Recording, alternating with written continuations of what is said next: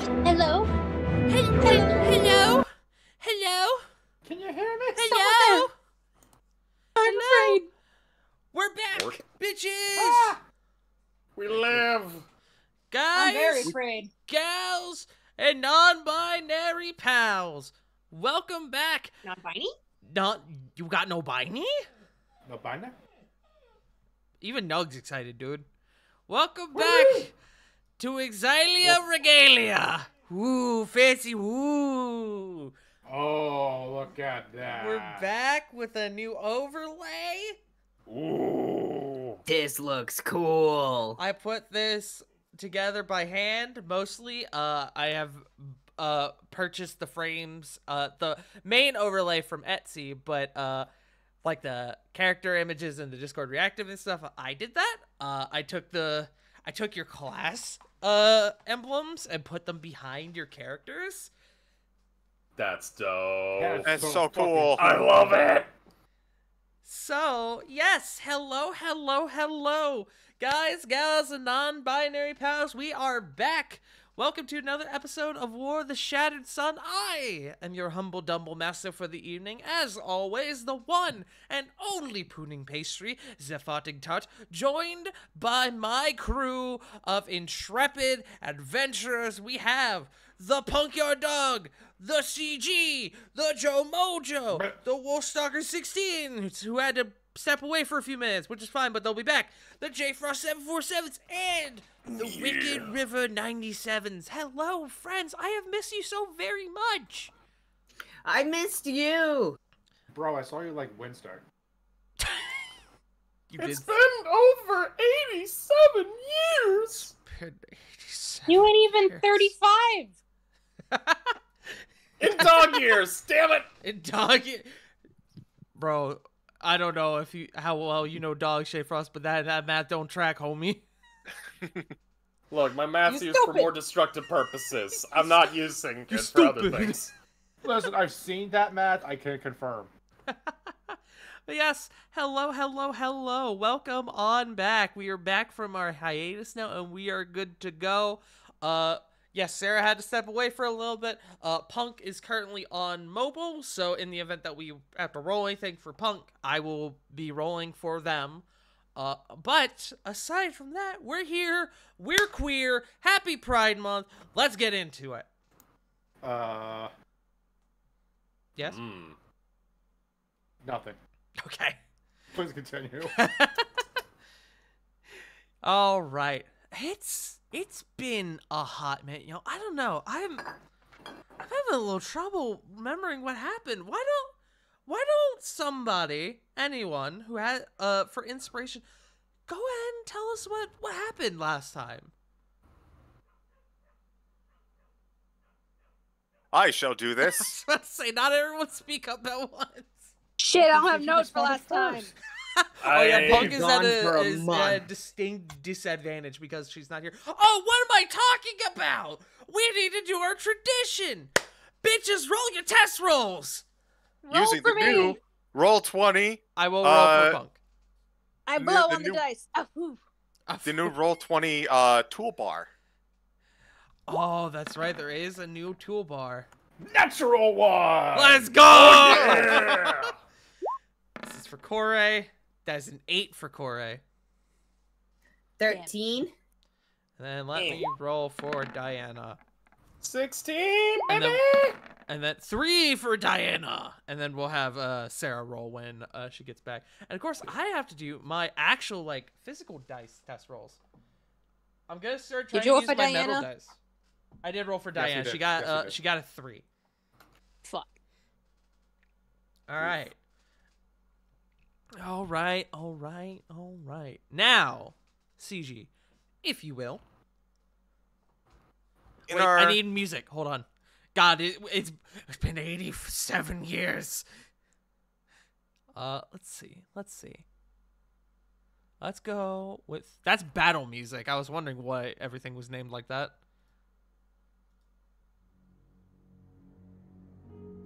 There we go. Proceed.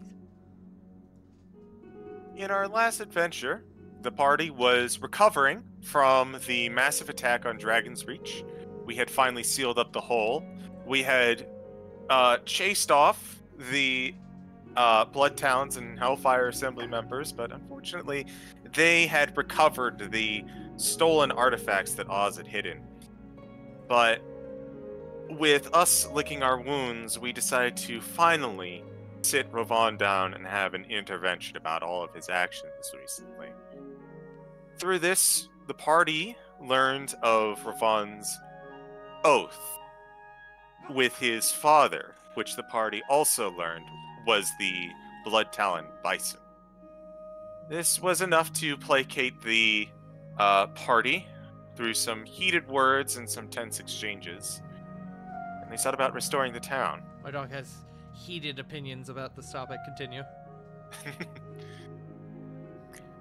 The next several days, or the next day or two, was focused on recovery, as Cedric was sure to come out and alert everyone in the town, not just us, but everyone in the town, about what happened, and make a promise to them that it would not escalate and they would never be harmed again.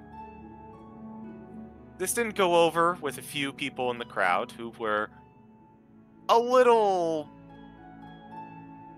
actively hostile and claiming for the return of the previous coup attempt maker, Wattstark.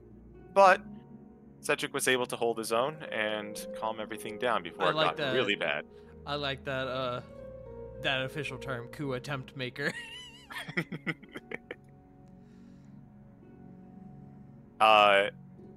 Worst timing to have a coup since Guy Fawkes. Just saying. Yes, Oof. correct. And that was explosive. True. And then afterwards, everyone said something, and it made me forget where I was and what I was about to say. Remember, CG. Quiet. So after everyone kind of got together and a little bit more recovery was involved, Theon actually approached the group and provided, along with some heartfelt thanks, a deed to Riverrun Keep, this mysterious keep that has been abandoned but previously used by the guard. Some of the party decided that they wanted to go and explore it, but past that, Cedric was not idle either. He seemed to have taken an interest in the traitor that is supposedly running around amongst the guard, telling Corey that he was about to do something incredibly stupid and keeping it very vague, but making absolutely sure to express exactly how much Corey means to him, and vice versa.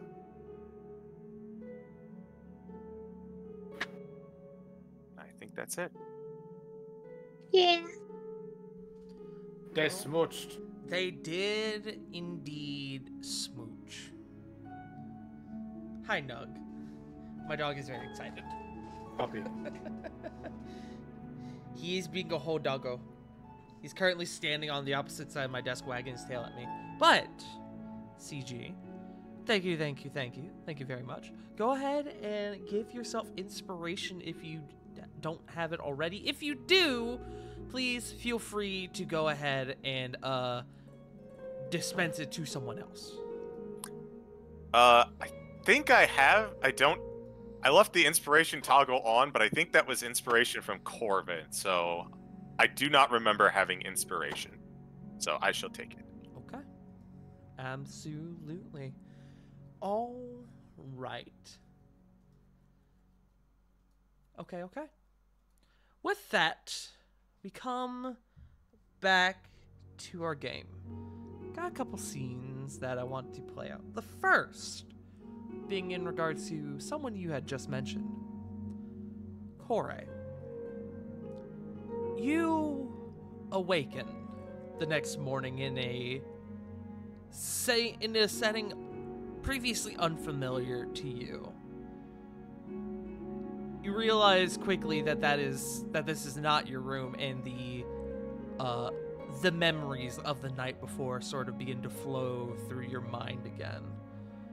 And as you're sort of collecting your bearings once more, you see standing on the other side of the room by the window is Cedric, who is looking out and appears to be strapping on a few pieces of armor.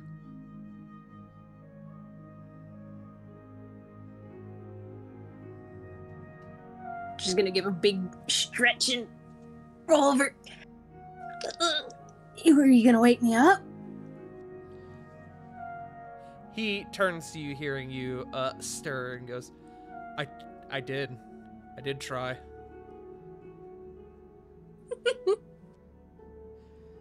But you are much heavier sleeper than I honestly would have originally anticipated.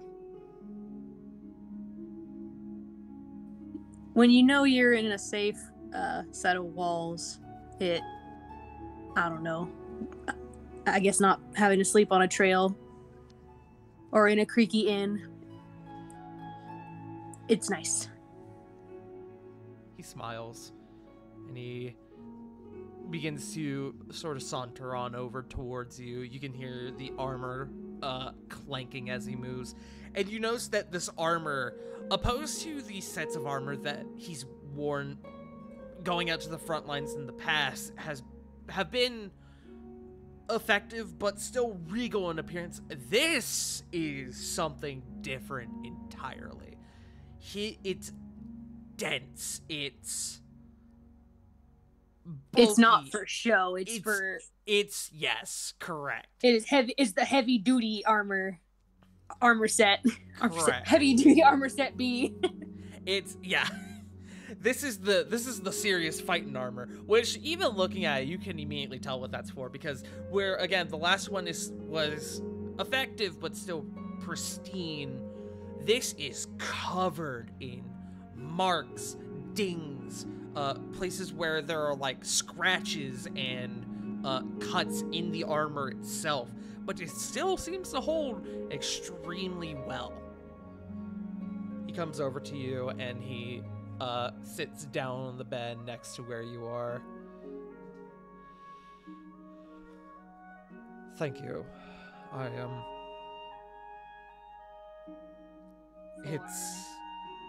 I explained this already, but it's been a long time since I've done romance. Thank you for bearing with me.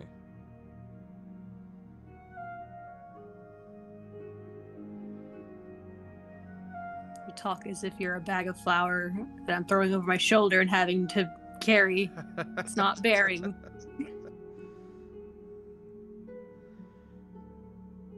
But you're welcome.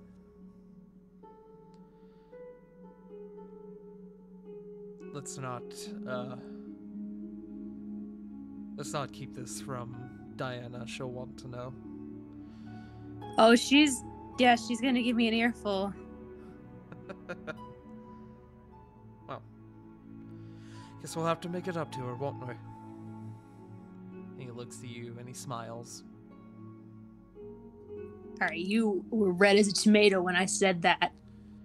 Don't you try throwing that at me now, mister. But yes, we'll talk. All right.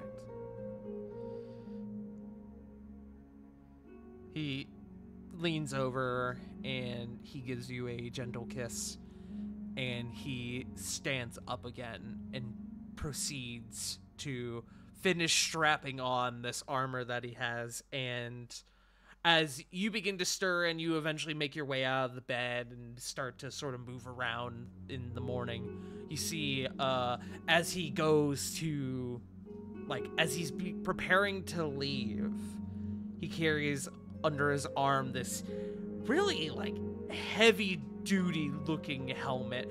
Honestly, you kind of look at it and you're like, I don't know how anyone could fucking see out of that thing. What in the actual fuck? But you know Cedric, and you know how effective he is in combat, so you trust him. But eventually, after a while, the two of you share some goodbyes. You know where he's going. You're not happy about it, but you know where he's going. Do I? Because last time you just said he was doing something stupid. Yes, but you know that he mentioned last time that he was going back to the front. Ah, that's right. You're right. I just realized I didn't adjust this map properly. There we go. A bit better. But eventually you two share a heartfelt goodbye. And as you do, Diana approaches you two and goes, "Well, what do we have here?" And you Red see, starts creeping up Corey's ears. you see Cedric becomes a little flushed again, almost like that embarrassment of like, "Oh fuck." Corey's gonna spit on her heel. Hey!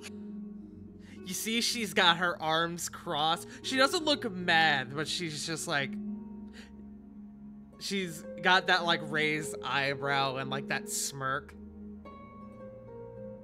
Go ahead and roll me. I guess I'll roll you an insight check. Yeah. Gotta actually pull up your sheet. I hadn't done it yet. Hold on. So there's a certain kind of weightless terror 25. as you are the DM, but you also are having to roll for me. I don't get it. I just react like, okay, this is what happens. With a 25, it's easy to tell. It wasn't hard to tell to begin with. She's caught on. She knows. You didn't come back last night. She sees how you two are acting now. She knows. She approaches the two of you and goes, Corey's deepening pink into red. She in one hand takes your hand and in the other takes Cedric's. I'm very excited about this.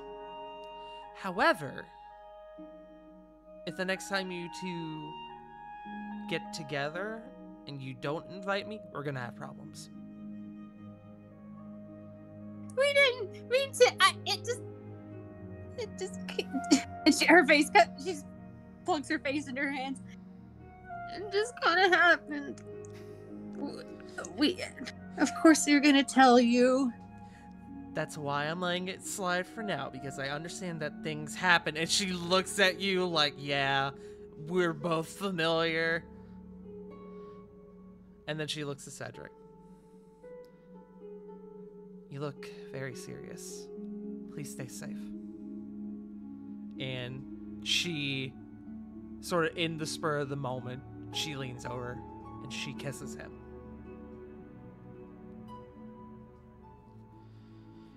Cedric is taken a bit back by it, but seems to sort of ease into it. And as the two separate, he goes, kind of straightens himself up a bit. Yes, ma'am. Two of you take care of yourselves. I will be back as soon as I can. And Diana sort of taking your arm goes, we'll be waiting. Waiting and planning on you being back. Before you go, I have a question. Above game question or in-game question? It's an in-game question. Okay. Yes. About how old were you when you got your first set of armor? I don't want Nexus growing out of one too fast. I'm looking at your armor now. I'm thinking we need to train him with some weights on to get him started. My father was a military man. At his age right now, he's just going to grow. I'm sorry.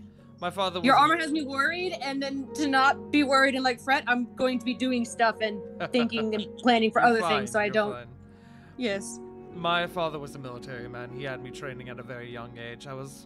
Truthfully, I was around Nexus's age when I was given my first set of armor, which at the time was nothing more than leather straps and a bit of chain, but it held its purpose.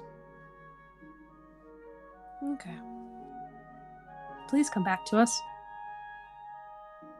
I give you my word. Between the two of us, if something happens, we will bring you back. Knowing the two of you, I could see you two shattering the world. Realms. Anyway. He pulls you both in for a big hug. I'll see you both soon. I promise. And the three of you share an embrace. Lingers for a moment. And as the three of you separate, he turns and he begins to go. Diana, as you two watch him leave, sort of turns to you and goes, "So, Deets? Oh, wait till the man's out of earshot. Deets?" At least out of earshot. She's putting her face back in her hands and walking the opposite way. And we will put a pin in that scene. I just assume that Diana just keeps saying it louder and louder as as Corey trying to calm her down. Deets, Deets, Deets. Like more, she gets like more aggressive too. Deets, give it to me. They're at the fucking coffee shop. Give them! Fucking, she just fucking Diana's just unhinged. Yep, absolutely. All right. That scene will kick us off for events over the next month. The next month is spent by all of you while doing various things. I gave you a list of things you guys could do within this next month. That list specifically, for those at home who may not remember, that includes the ability to increase your stats, either essentially functioning as an ASI. 1 stat by 2 points, 2 points, or 2 stats by 1 point. You could take a feat, you could take a language, a skill proficiency, a tool proficiency, a weapon proficiency, a cantrip. You could explore River Run Keep, which you guys now have access to. You could do another activity, which a couple of you have chosen to do. Or you could do a respec through the Air Lyrion. RP, as I mentioned to you all before, is not included in this list, and you guys had the opportunity to commission items as well, provided you had the materials and funds to do it. You guys were given the ability to choose any 2 things from this list, anything that you desired. And a few of you did quite a few things. So let's go ahead and start kind of whacking down this list a bit. How's that sound, gang? Let's go. Let's go. All right. Swig of water first. All right. Does anyone want to go first, or should I roll? Going once? Rollies. Rolling. Rollies. Roll. He says, slowly picking up his D6. Roll for a coward. Rollies it is. Sarah. Provided Sarah is back. What? Hello. What's going on? We're going to, you. We're going to you. Sarah, you wake up the following day, and over the course of the next few days, fucking super sore. You're pretty sure when you took that fall, when you landed back in Dragon's Reach, that you may have slightly fractured something. You're able to get it checked out. You get a clean bill of health. But the next couple days are just a little rough in terms of physical health. You guys have been moving pretty much non-stop for a week, especially the last couple days. So you're all realistically, you're all fucking feeling it. But Sarah, you, to start off, you wanted to explore River Run Keep. Correct. Would you? I want to ask this as we're sort of getting into this. We had another individual who also wanted to explore River Run Keep. Did you guys want to do that together or separate? This other individual specifically being River. I'm down for whatever. I'll explore it with Lily or without. So, completely up to River. What do you think, River? I absolutely would love to do it together. Okay. Alright, sounds good. You two, knowing that you shared this common interest, the two of you come together and you head on out. Sarah, you previously had found the keep, so you actually know where you're going. You're actually able to guide Lily, and probably throughout the course of the month, the rest of the group, out to the keep to show them the location itself. But the two of you in particular are the ones who really go in and start exploring the keep. And Actually, yes. sorry. No, This makes a lot of sense. The two most dexterous people going in and exploring first. Correct. Just an observation I had. I just had a fucking thought. I'm gonna have to mark this down. Hold on. I just realized that I could utilize this month for Diana as well. You mean my wife, the Pope? You weren't gonna buff her during this month of... Well, What? it's not that I wasn't. It's that I just didn't think about it. But now that I've thought about it, I'm like, oh, abso-fucking-lutely. Hello. So I'm going to mark that down now to do later after the session. But the two of you, you coming up to River Run Keep, you already know that the keep's pretty sizable. It's not like a fucking, it's not like a castle. It's not more like almost like a fortress. It might have been a fortress in years past, but especially when you look and you see that there's like a walled dock that has like the big swinging doors where you can seal it off. But you guys, when you go inside, you realize it is far bigger on the inside than it is on the outside. You presume that it goes down into the earth to some degree, as the architecture doesn't line up from what you've seen on the outside. Both of you, I would like you both to roll me a D100. Yes, sir. 81.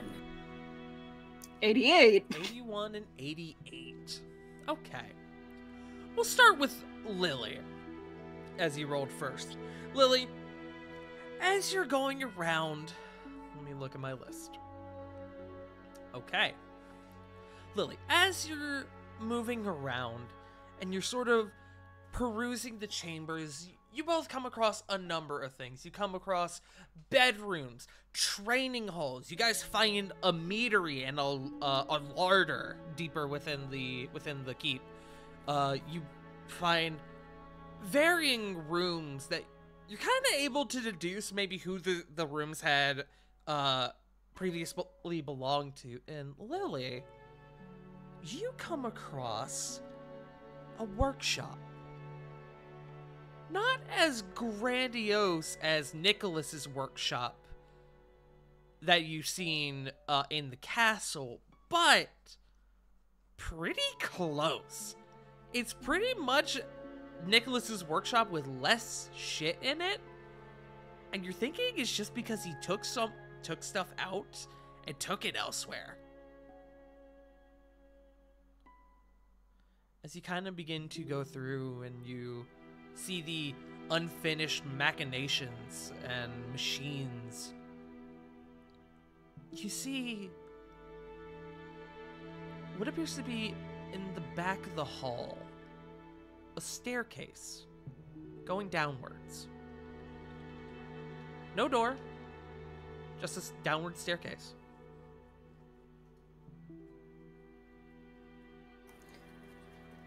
There's a way further down.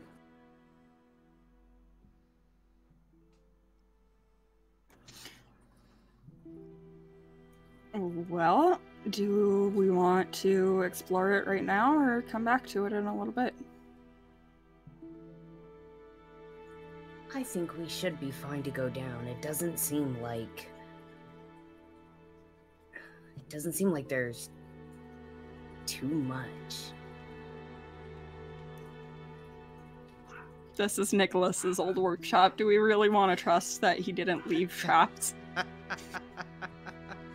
Why would he trap it? There a Smile. rock? Is there just a random rock I can throw down the staircase? Yeah, there would be. The castle or the keep has, it's not fallen into disarray, but you can tell nobody's been here in a while. So it is a bit dusty. There's a bit of clutter. You would be able to find a rock or a random object that you would just be able to throw down if you want. I would like to throw a rock down the stairs. Okay, roll me a dex save. No, I'm just kidding. You take just like an odd stone and you throw it down the staircase, and you hear it pings off the wall and clatters. It shatters and the debris tumbles down the staircase. And you're expecting something to happen, anything. And nothing does. Seem to be okay. I would like to pull out Dandelion and use her for a light source. Absolutely. It is going down the staircase. It is darker, but only really because there's no real light source already established light source. You can see there are sconces with torches that were probably lit once upon a time, but are currently dead. While Lily is doing that, I would like to roll investigation while we're walking down the staircase. Investigation. Are you looking for Yes. traps, perhaps? Yes. Go ahead and make me an investigation check. I will give you advantage as Lily is helping you with by giving you a light source. And Lily said, "Let there be light."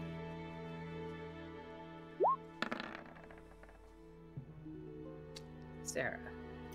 Are you fucking... Sarah. Oh, hey! I'm supposed to have birthday inspiration.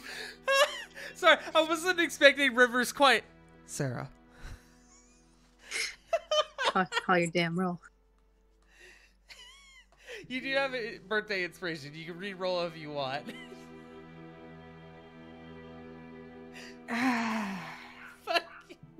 River, thank you for that gift.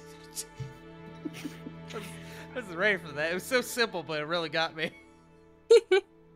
Fuck it. CG has a point. Nicholas wouldn't leave traps, just the bombs he forgot to deactivate. Smile. Oh god. I'm just gonna leave the roll. They were threes. Okay. You don't seem to find any traps. But the two of you begin to head down the staircase anyway. You go down further and further. Probably about 10, 15 feet. It opens up into another chamber, and you can see sprawled across the walls are cabinets and drawers all built into the walls. It looks, if you've ever seen like the inside of a bank vault where it's just lockers and drawers and just everything sprawled across the walls, it's kind of like that. You can see that there are papers scattered across the floor. There are random objects, seemingly random objects. You can see drawers have been left open, cabinets as well. Both of you go ahead and make me either perception or investigation. Your choice. And then one of you roll me a dex save. No, I'm just kidding. Fuck that. I'm doing perception. 23. 23. Okay.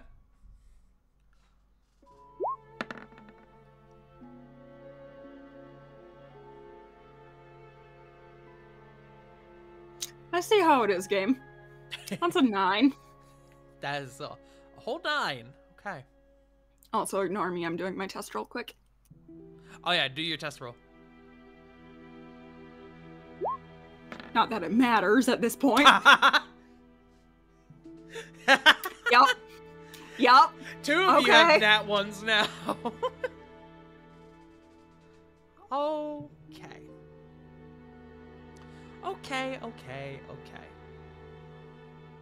So, the 2 of you, looking throughout this chamber, you guys begin to just sort of comb through the open drawers, even opening up a few of the ones that have yet to be opened, and you guys find a number of things. You see journals, notes, a few objects that look like they were previously unfinished.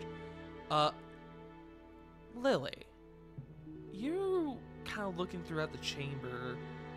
This has a very familiar air to it. Like you sort of seen this before. Go ahead and just you roll me an Arcana check. Arcana or history. It's the same roll either way, so 17. It kind of clicks to you as you're going through. This is Nicholas's old vault.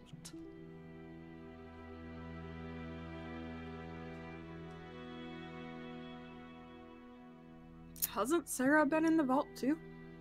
You have. But you didn't do great on your last check. Okay, fair enough.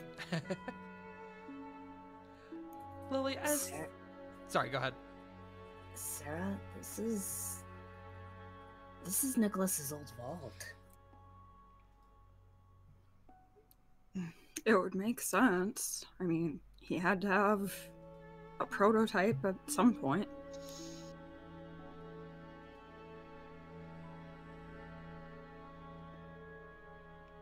Lily, as you're combing around, you're looking throughout this chamber, and you're saying this to Sarah, you open up a drawer, and you see inside something that kind of catches your eye. It looks like a velvet pouch, blue velvet pouch with almost looks like stars or something etched on the outside of it. It's not very big. It's no bigger than a coin pouch. But its design and its appearance is what catches your eye.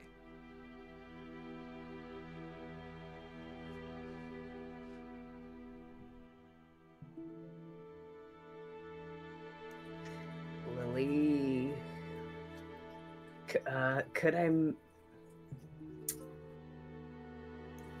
Can I make another check to see if I know what it is? Or do I actually have to see what's inside? You can roll a check, but I mean, it's a pouch. You can only get so much from that. Anything further, you would have to actually investigate it. Fair. For me, I just know that there were certain bag of tricks and stuff that do certain things compared to the color, and so that's... Lily will then, I guess, slowly pick it up. Okay. You pick up this pouch, and it's light. It's not filled with coin, obviously. You can tell that there's something inside, though. You can feel it. Again, not very heavy. An okay size, whatever's inside of it. Seems to be rectangular in shape.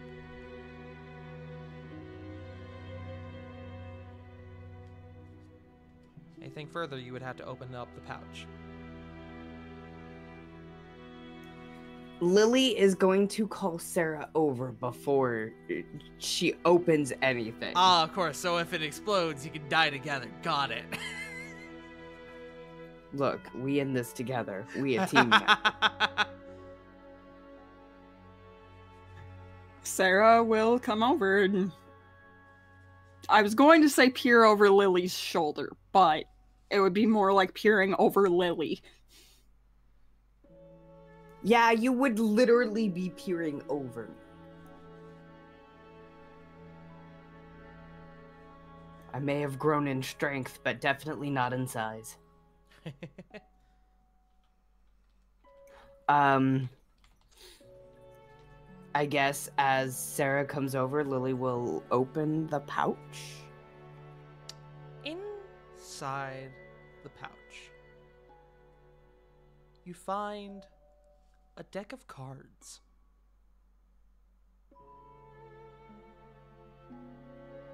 $22 in total.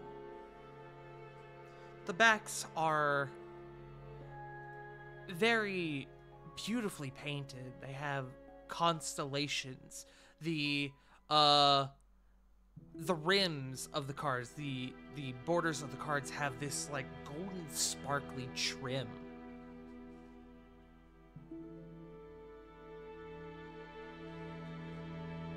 But that's all it is. A deck of cards.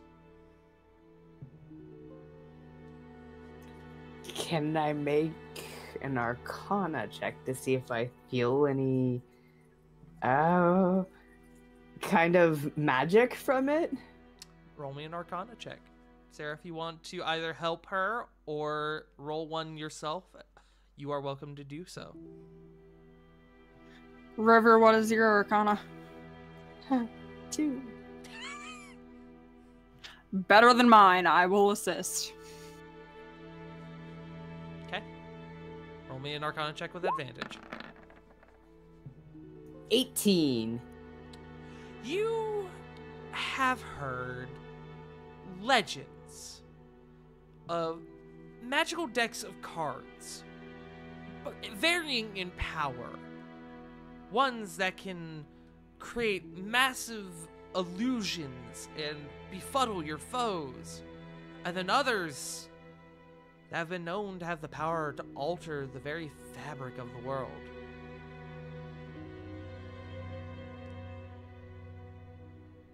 As to what this deck of cards in particular does, you're currently unsure. You'd have to investigate further.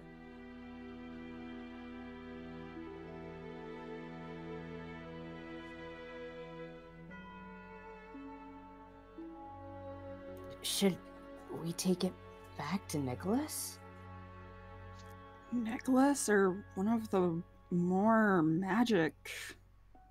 magically trained people? Yeah, magic is definitely not my strong suit. Mine either. Okay. So you two are stowing the deck away for now. Yes. Okay. Yeah.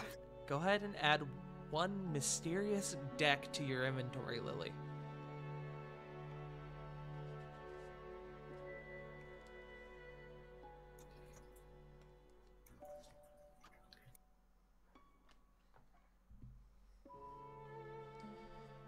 Alright.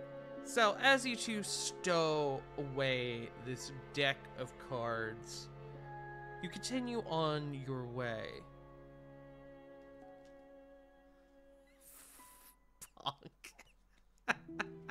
What? You're the dumbass giggling. I liked that. That was great. Fuck, you're funny. Lick a card. Any card. Flip, probably. Anyways. So, the two of you now have carrying this mysterious deck of cards with you. You continue on your way. And you begin to explore the other chambers. The next one you two properly stop at, which this is the result of Sarah's roll, appears to be a temple of sorts. You can see religious iconography and an altar and various tapestries and books strewn about the room. Both of you go ahead and roll me in a religion check.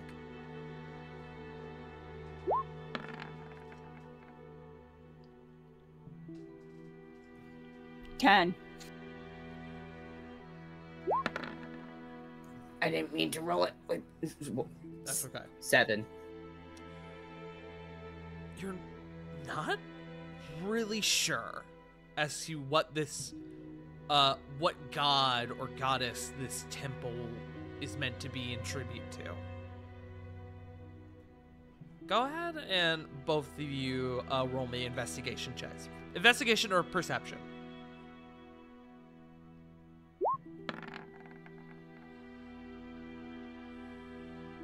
Are you fucking... Ah! 5. 22.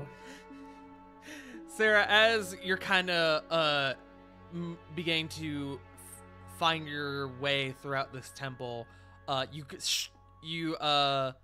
step out of the light a bit too far away from Lily and end up you don't fall, but you end up like stepping on like a loose piece of parchment that was on the floor, and you kind of like slip and you have to like catch yourself.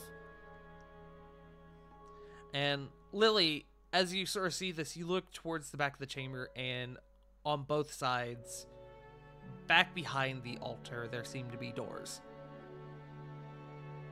2 single doors.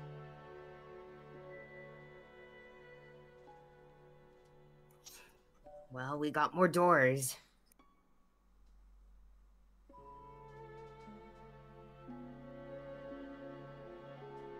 Doesn't seem like anything's, you know. I don't want to say that there's nothing here and then there actually is something here. Well, obviously the last room we looked at belonged to Nicholas. I'd say it's a safe assumption that this one probably belonged to Aurelia.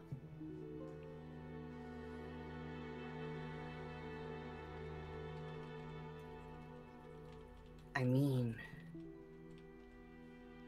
maybe. The most we can do is just keep going, and Lily will start heading towards the doors. Okay. There are 2 doors. There's one on the left and one on the right. Which one do you go to first?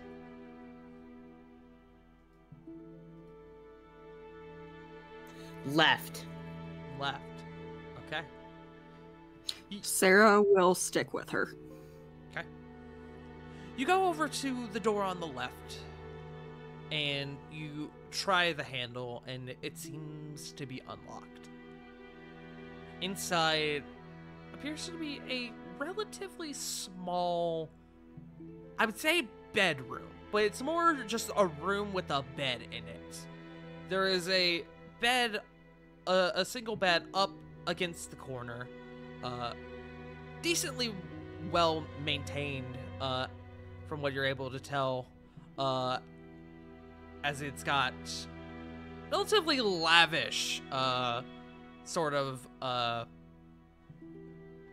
relatively lavish sort of build to it. And then throughout the rest of the room, there is a bookshelf up against one wall. There's a desk. The desk seems to have, may have been used for eating or something, as there seems to be a plate with silverware that has been left over, as well as a few candles. It doesn't seem to be a super, given on what you're seeing, it doesn't seem to be a super heavily used room. You can presume it was maybe a room that just, you know, you kind of crash in after a long fucking night of doing whatever. Almost like a guest room? Maybe, yeah. Perhaps. Smile. Would it fit the aesthetic or style of anyone from the guard that we know? It could be a number of people. You could roll insight, but there's not a strong way of telling. You're able to narrow it down via the temple, but there's the way through the temple is the only way to get into this room. You said there was a bookshelf, right? There's a bookshelf. What is on the bookshelf? Go ahead and make me a perception or an investigation. I swear to God.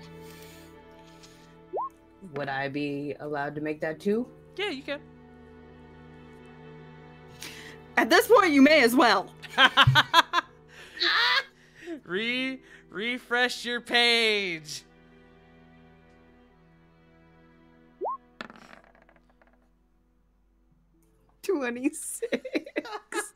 I think at this juncture, we can all agree that going together was the smart move. Lily stealing all of Sarah's rolls. But it wasn't a hard check. You're looking at a bookshelf. The two of you together, you're looking over this bookshelf, and you can see that it's a lot of religious text. Mythological stories and I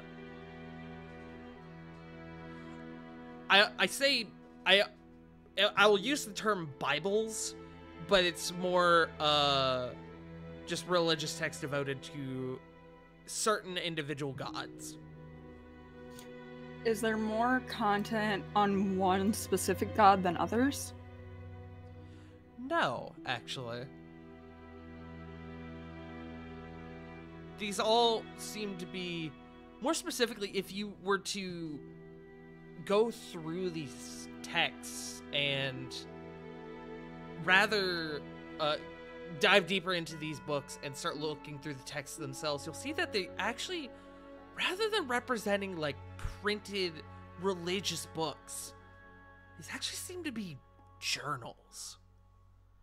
Somebody was making notes about the gods, what they represent, their followers, things of note. Are the journals numbered at all? What do you mean by numbered? Like how some people will start a journal and then fill it and start another journal and number it like 1, 2. Oh, I see. They are not, no. They're marked by the god that the journal is being written about, but they aren't numbered. They do seem to be in organized on the shelf in some form of alphabetical order, though. Do they appear like visibly newer or older than each other? I would say that would need another check. Okay. Which I'll let one of you, if you want, roll this check and then roll it with advantage because you're helping each other. Lily! Can I use perception for it? Yeah, I'll allow it.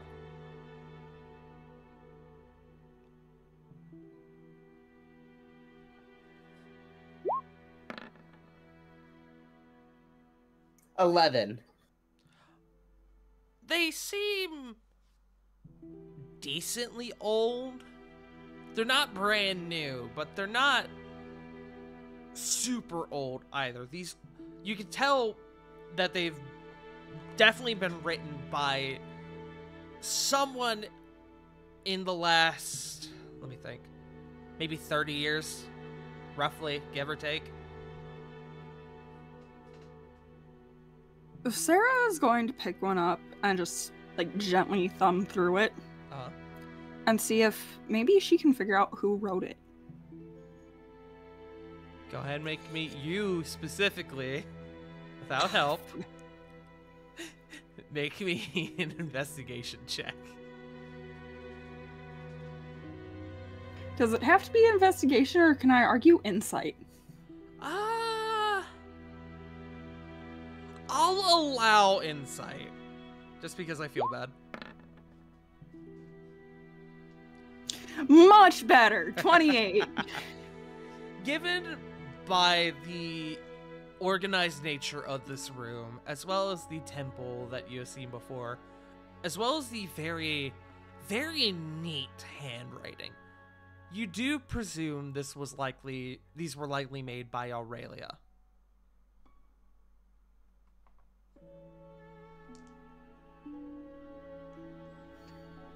You know, I'd bet money that these were written out by Aurelia. I wonder if there's anything here that could maybe give us insight into what's going on in her mind now. You guys have another room you can look at.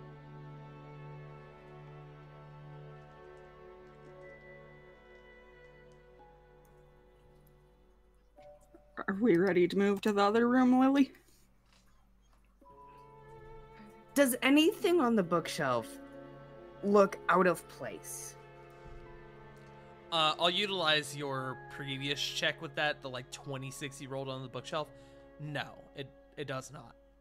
Okay. Then If yes, there were Lily... I can tell you straight up with that check, if there were a secret chamber, you would have fucking found it. A secret switch or chamber or anything, you would have found it. Okay. Lily would... Yeah, I definitely want to see what's in the other room, too. Okay. Alright. The two of you abscond from this room and you move back over to the other door.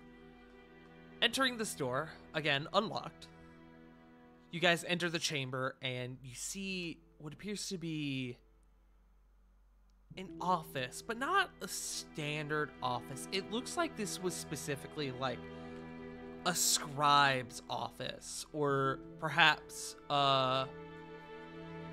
like a writing, a place specifically utilized for writing. There's a lot of paper, empty books. There's a big old desk that seems to have, it's kind of like there's a normal desk, but then there's like that, have you ever seen like an architect's desk where it can like tilt diagonally? Like the old-fashioned animator's desks. Yeah. You do see, as you kind of come in here, there are a number of art pieces as well. Looks like sketches that somebody had done. Not full-on, like, paintings or anything super fancy, but very nice little sketches. Almost all of them of people. Both of you roll me perception. I'm not even going to bother with investigation for this, because you guys aren't going to roll it.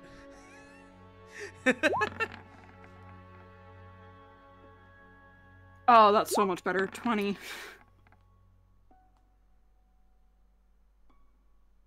25? Okay. The two of you, as I'm knocking shit over. Fuck. Don't do that. I'm trying. The two of you, as you're looking through over some of these,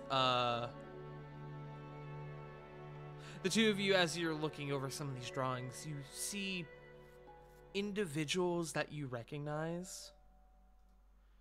You see one that's most definitely of a younger Cedric. You see one that's of Theon.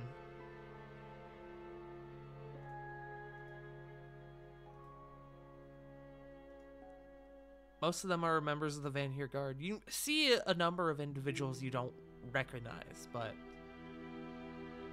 clearly they were important to this individual. Are these sketches like framed, or are they just hung on the wall like with a thumbtack? No. Thumbtack. They actually have been left on the desk, almost as if they were still being worked on. Oh.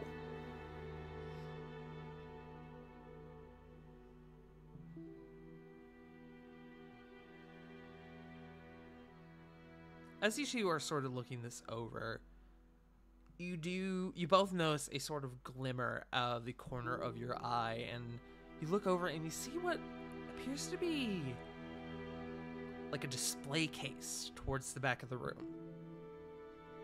Just under the window. This beautiful, like, stained glass window.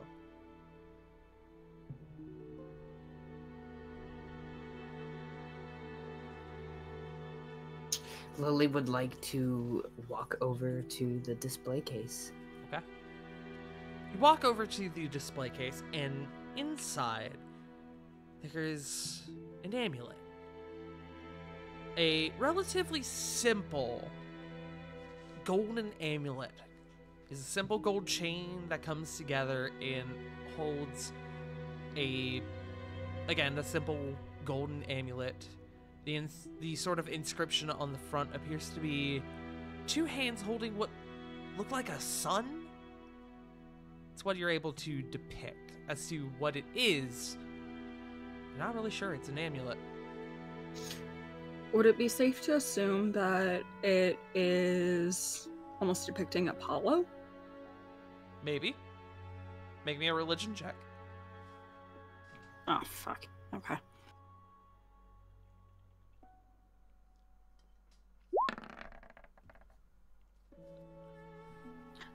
$19. It would track. However, this seems different. It's not the same standard iconography as you've seen represent Apollo. It definitely seems different. It's similar, but it's not the same. Let me check my notes really quick. Okay. While you do that, I'm gonna go pick up the thing that I dropped. It fell on the other side of my desk.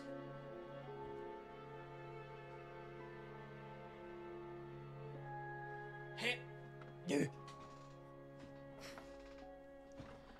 I sit back in my chair. I knocked over my my Bloodborne figure. My Bloodborne Pop Funko. It was He has sitting on my Tars. desk. He has Are- Tars.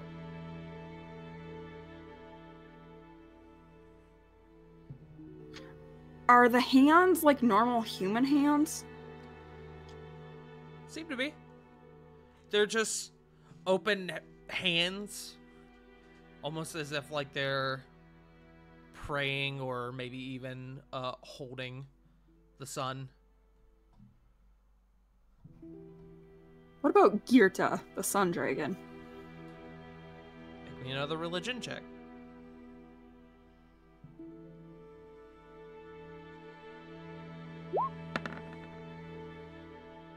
You don't know.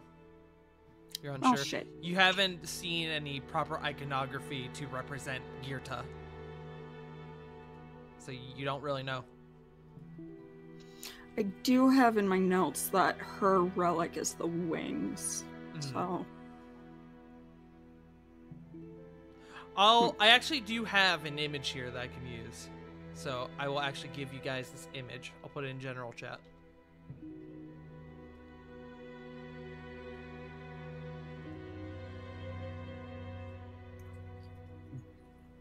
And you said it's in a display case? It's in a simple glass display case. Is it locked? Would you like to find out?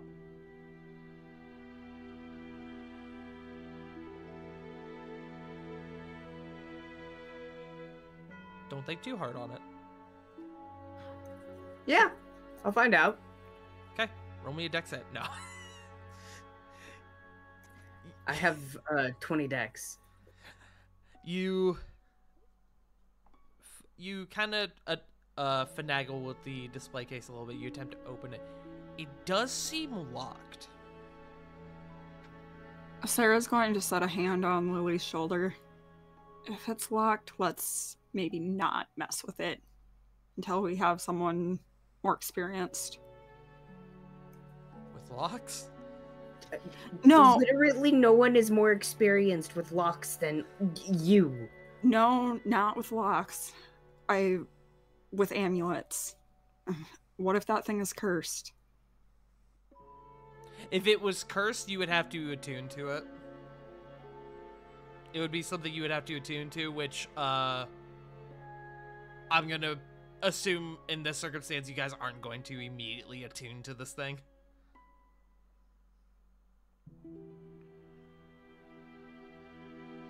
That's how it is in most circumstances. Most circumstances, at least. Okay, that's good to know, because I did not know that. And if this is something also that was, Aurelia's, and, maybe it could be important. I don't think it would be trapped or something like that. I honestly think it should be fine.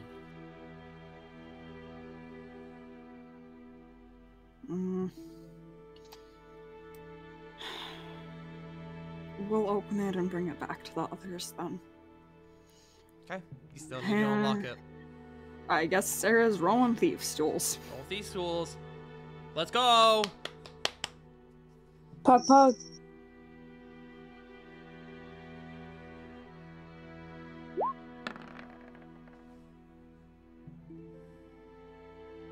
Hello. Soft 20? How the okay. Hello? You good, Pump? Yeah, it was just silent. I was just waiting for the roll to be said. I was like, hello? And I think I spoke at the same time Sarah did. Fear. All right. With a 20, you are able to get in there, and simple enough. It pops right open. Dex it! No. One day I'll stop doing that. Today is not that day.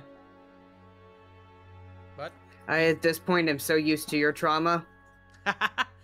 but yeah, you pop open the lock for the display case, and you are able to reach in and grab it with no issue.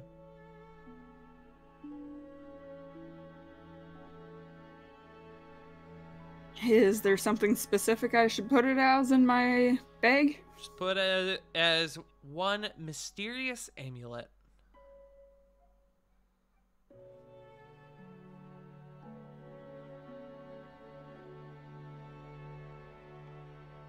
But, with that being said, you guys spend a bit more time after leaving this room exploring what you can. There's a lot of rooms, though. You're only able to make so much ground.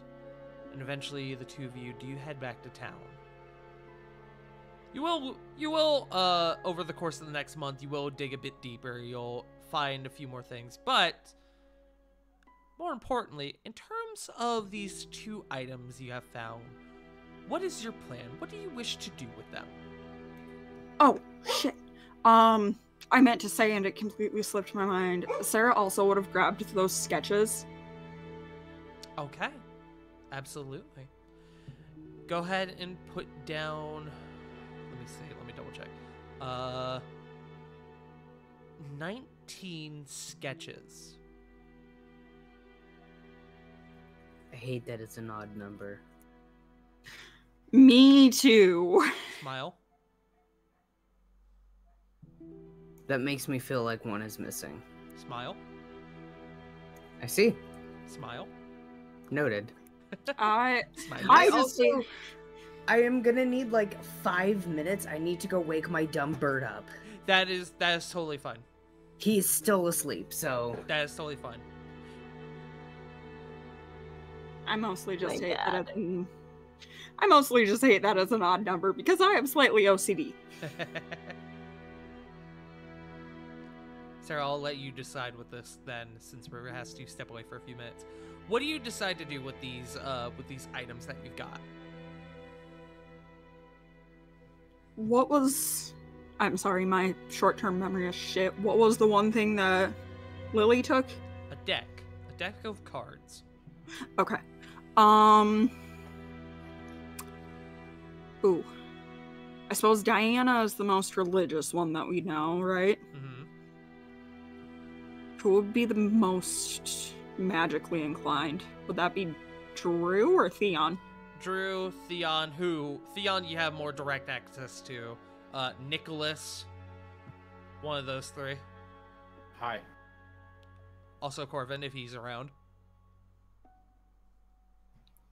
Knowing Corvin, he's probably on Ara's ship. He'd probably be the most accessible of anyone, frankly. I have awoken my dumb bird. Hello. That was a quick 5 minutes. Oh yeah, you can help me make the decision. Look, I literally jumped on him. Hey yo. Squished the twig. Hey, yo. We I are hope you currently- didn't break him. He is thin. We are currently deciding what you two wish to do with these items that you have found. Okay, Lily wants to take the deck, probably to start with, to Flit. To Flit. Okay. Oh my god, you're going to have Flit lick the deck, aren't you? Lick a card, any card. I'm not saying Flit has to lick the deck, but I think Flit is gonna lick the deck. I get it. You're going with the comedic pick. I respect it. You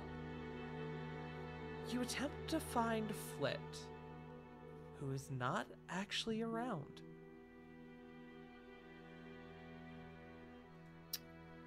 Ah, I see. She's not a lizard. She's a chameleon. You remember Just the standing last against time? the wall, cronking. You remember the last time you saw Flit? She was not very happy with things. Perhaps it's best to let it be for now. You do have other options, though. Again, you have Corvin, you have Theon, you have Nicholas. You have access to Drew, though his requires just a little bit more work. But if you want to pick Drew, you can. I mean, honestly, I say our next best bet would be Nicholas. I was gonna say Theon. There's that too. Either or. Or I feel like if you're looking for someone for more religious advice to figure out the deal with this amulet, Diana is available as well. Theon is also relatively well versed in religion, though, isn't he? You're pretty Yeah, confident but in we that, have. yes. Yes, but we have access to the fucking Pope. Valid point. Two birds with one stone, though. It's up to y'all. I just needed a decision. Don't think, honestly, like genuinely, don't think too hard on it. I think Nicholas would be the better bet. Okay, Nicholas, it is then. Okay. Also, is Cedric still here, or did he already leave? You all would know by this point that Cedric is gone. Okay. That he has returned to the Shit. front. He left pretty much first thing the next morning after his speech. Okay, noted. I need you all to know, by the way, because I don't think it's picking up on the mic, but I'm definitely hearing it. There's been a dog out behind us who has been barking, no joke, nonstop for the last, 5 minutes, and I'm beginning to go stir crazy. I don't hear it. If it helps, I haven't heard anything. It's not super loud, but I'm hearing it, so I'm just like, oh my god. But anyways, you guys take the deck and the amulet to Nicholas, who is able to identify them, and the deck he's very surprised about because he recognizes it. You found it in his workshop, after all. However, based on the agreement from the Vanihir Guard, even if he wanted to, he couldn't reclaim the deck, as it is legally your guys' deck. You guys have discovered a +3 Amulet of the Devout. I will drop that in lore drops. And the Deck of Many Things.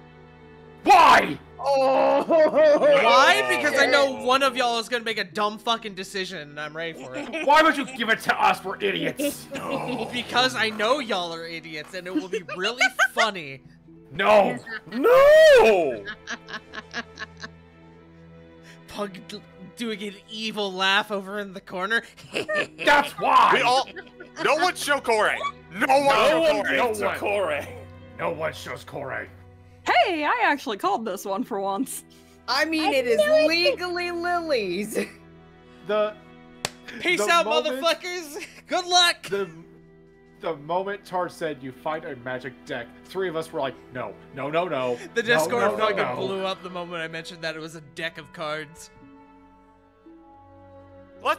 Okay. Raise Well, your Lily's going to super hell. How many of you are familiar with the shenanigans of the Deck of Many Things? Yes. For those who are not, would you like to know what a few of these cards do? Please. I've gone ahead and I've gone ahead and posted the link for y'all. Please, draw one and find out. Smile. Okay. Let's start with some low-key stuff, and then go to the more damaging stuff, okay? Alright. So, here's a low-end one. The Fool. You, lose a shit ton of EXP and potentially D-level. The Fates. You get to just completely rewrite an event as if it never happened. Donjon. You disappear and become entombed in a state of suspended animation in an extra-dimensional sphere. Skull. An avatar of death appears and challenges you to a one-on-one. If you lose, you die and can't be restored to life. Star. Revivify? No, it's just No. nothing. You're gone. nothing. It's perma. Dog. Permadeath. You are permadeath. There's no way to bring Wish. you back. Wish, Wish Like, you not can't even do that shit. reincarnate. Wish is the only thing that can bring you back. And I don't Star. have it. Star. Increase your ability scores, all of them, by 2. Let's see. Hold on. Where was it? It's Ruin. the hold on. Deck of Many Things is the biggest gamble in the game. You can get something incredibly good or incredibly bad. And here's where I get to say that now that you guys have discovered the Deck of Many Things, I can now utilize my physical Deck of Many Things and draw directly from that if you guys ever are to do so. That's why he gave it to us, because he wanted to fucking use the deck. No. You son of a bitch. No. The reason why I gave it to you guys is because you missed your other opportunity to get it. Oh, Smile. I'll ask about that later. And again, y'all are dumbasses, so I'm excited to see how this goes. See. It's As you River- guys. As River pointed out, the deck is legally lilies. The deck. Yes. The deck is not only legally the groups; it is legally lilies. Yes. As for the amulet, for those who do not know, the amulet acts as in this circumstance, a +3 focus. Spellcasting focus for, requires attunement by a cleric or a paladin. And, it allows you to expend one use of your channeled, or it allows you to use your channeled divinity 1 time a day without expending it.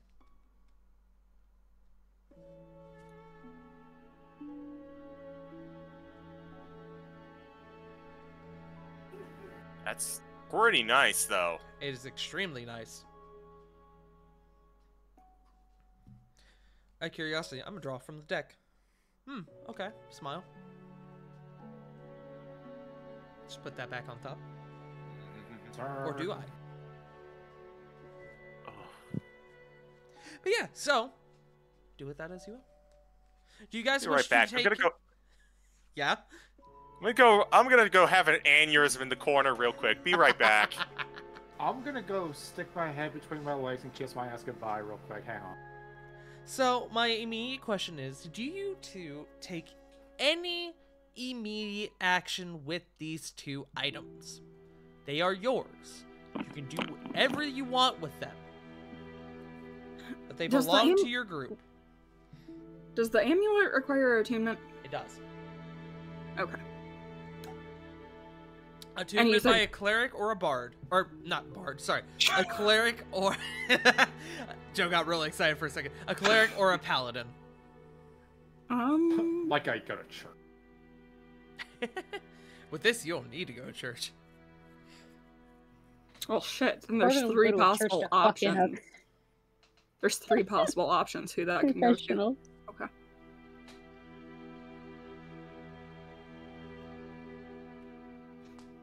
If you guys don't wish to make any immediate, take any immediate actions with these items, we will proceed. We will move on. I don't have anything I want to do with them immediately. I did, however, want to give the sketches to one of the members of the Old Guard. Okay. Who specifically? Since Cedric is not here, who was the next closest to Aurelia? Probably Theon.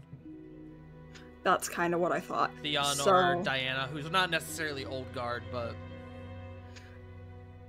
Sarah will probably give the sketches to Theon. okay. He's very thankful, and he stows them away. You do find out that these sketches were indeed made by Aurelia. You know what? Just to satisfy my curiosity and Rivers, Sarah would have asked if maybe there was one missing. Let me roll for him. Oh, Theon. He doesn't know.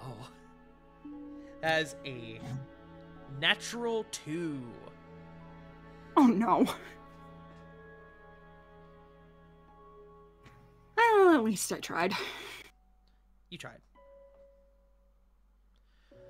My other question, before we proceed.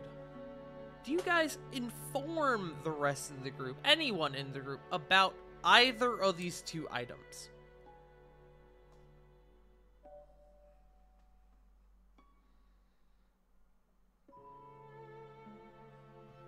Well, we're definitely not telling Corey about the deck.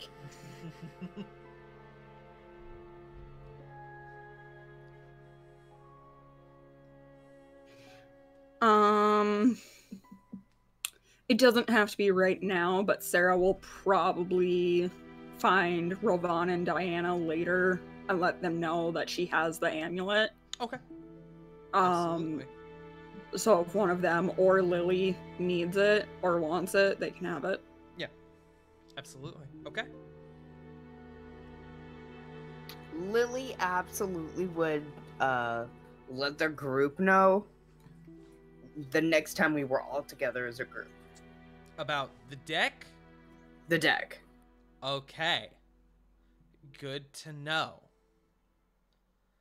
If that is the case, you all will become aware, everyone in the group will become aware of the deck of many things.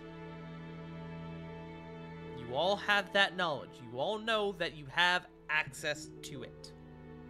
Sound good? Looks at everyone. Mm-hmm. No. Yep. Okay. I'm over here seething. But then seethe comes cope. Just don't draw from the deck, forehead. I don't plan on it. Does anyone wish to draw from the deck? I swear to...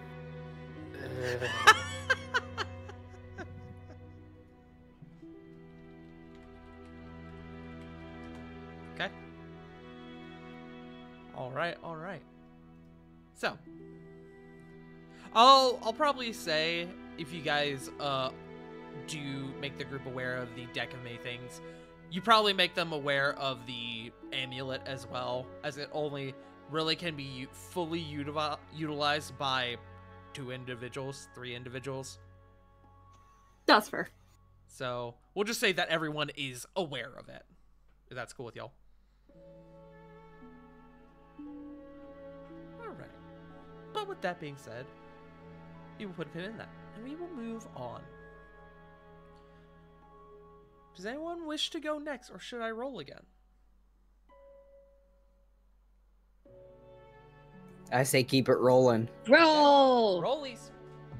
Oh, that shit. Flit. Hi. You spend the next little bit of your the next few days, you realize that you need access to a particular item that could potentially boost your AC wall in wild shape. And so you gather the proper materials, you consult your friends in this item, and you gather the coin. You sacrifice the animated shield, if I remember correctly. We decided that we didn't need to. Oh, that's right, that's right. That was your original plan, but because your friend spotted your coin, you did not need to. Yeah.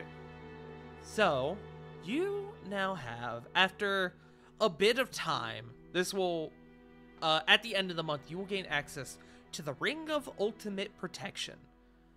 An additional enchantment casted on your previous Ring of Protection that now allows your AC to carry over into your wild shape.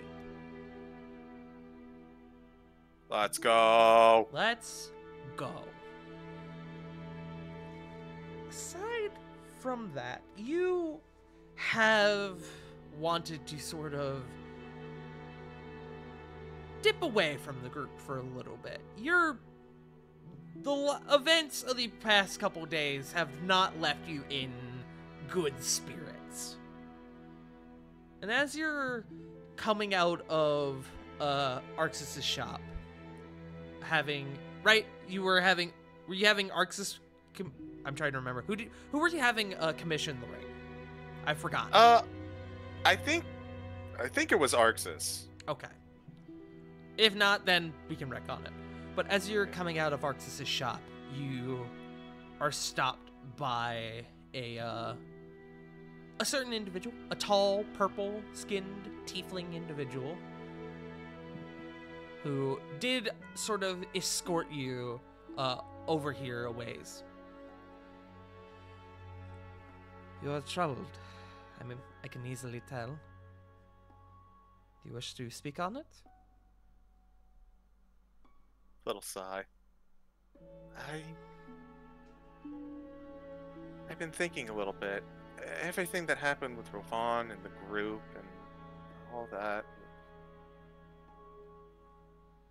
It's... Every time I look at Rovan and what he did, I get a horrid feeling in my stomach. I don't like that feeling. I don't want to feel this way anymore. And I've been avoiding the group a bit because of it. I'm terribly sorry, my dear. Perhaps it is often good to get away when in poor spirits. Perhaps we could take what is that word? A vacation, he says, obviously joking. Oh, I'd love something like that. I think everyone... you know what? Yeah. You know what? Let's do it. Vacation sounds wonderful. That's good, because I recently came across something that I figured you would want to see. And he'll extend his hand. Foot will reach out and take it. Alright. I need you to trust me. Do not let go for even a moment. Of course. I was expecting some sort of hesitation, but I appreciate your trust in me. Reno, truth be told, you have, from the moment that I met you, been mysterious and held things close to the chest. And you know what? You're still doing it now, and I trust you to keep doing it. All right. I'll make sure not to betray that trust. And away we go.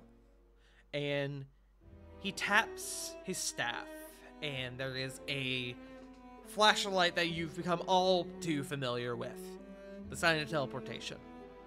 But this time, it's different.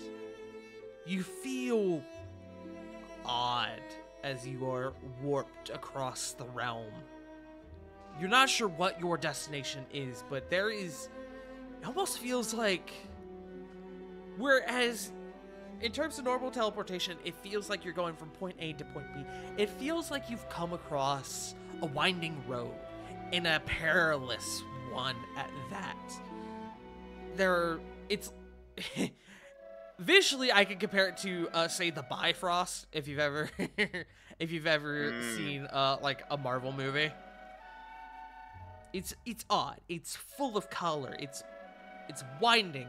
It's a winding path. Go ahead and make me a con save. Oh boy. Oh boy. That's a 29. Okay. You feel your very essence distort in a way. It's weird. It doesn't feel malicious in a way, but it's an unfamiliar feeling. But you're able to disregard it.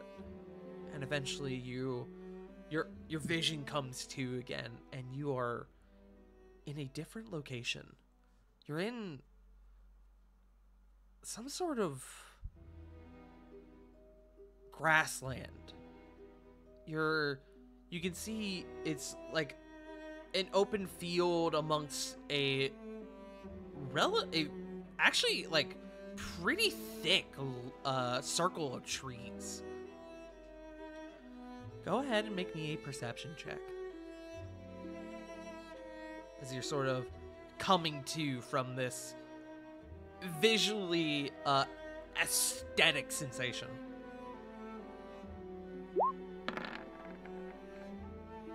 $27. You look around and you see structures. Nothing huge or extravagant. This definitely wasn't a town, but perhaps it was a village? Small village. You can see homes made from very basic materials. Grass, leaves, sticks. This definitely wasn't a civilization, but it was in itself a village. You can see it's fallen into disarray, like it's been abandoned for a long time, but the remnants of it are very much there. And as you're sort of taking in your surroundings, there's an unmistakable, familiar feeling. Flit walks forward. She's in a bit of a daze.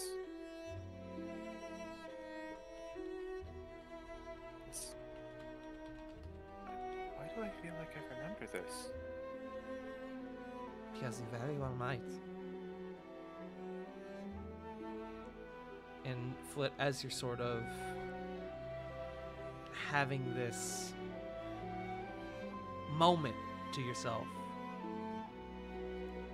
Toshi characteristically scrambles out from your robe and takes off deeper into this village. What? And as Toshi kind of scrambles out, Flit will kind of, for a second, kind of run to catch up with him, but then slow, as like a realization kind of dawns on her. This is my home. Yes. I discovered it some time ago, and I thought you deserved to know what came of it.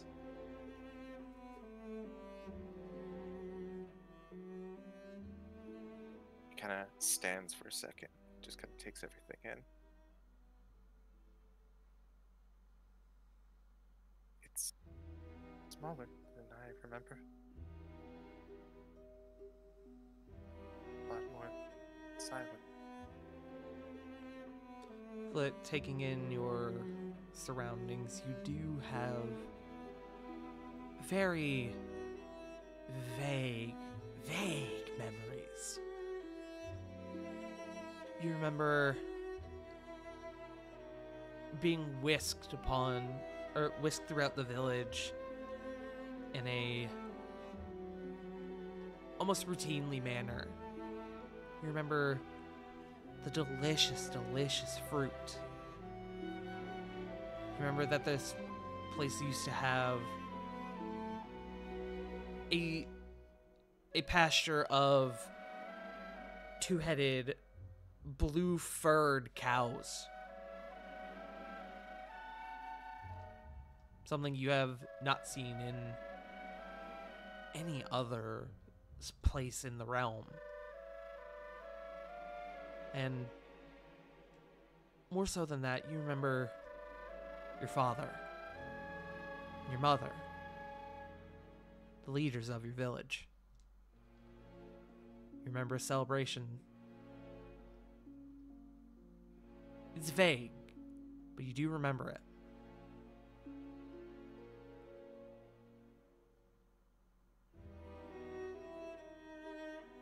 She wanders around. Wherever a memory resurfaces, she reaches out as though she's trying to reenact it or trying to grasp something that is there.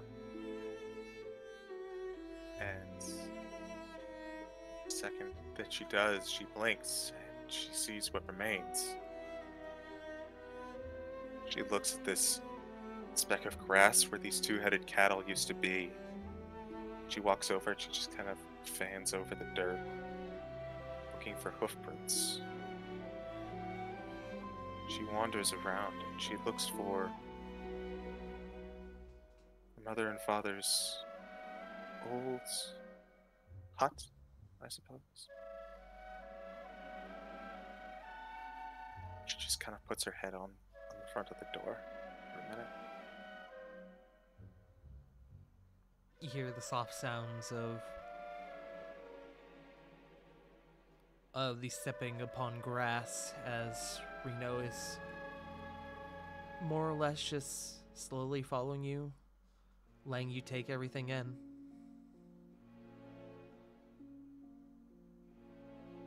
You still have not seen any sign of Toshi since you got here, since he took off. But you have no reason to doubt him. You figure he's somewhere around here. Yeah.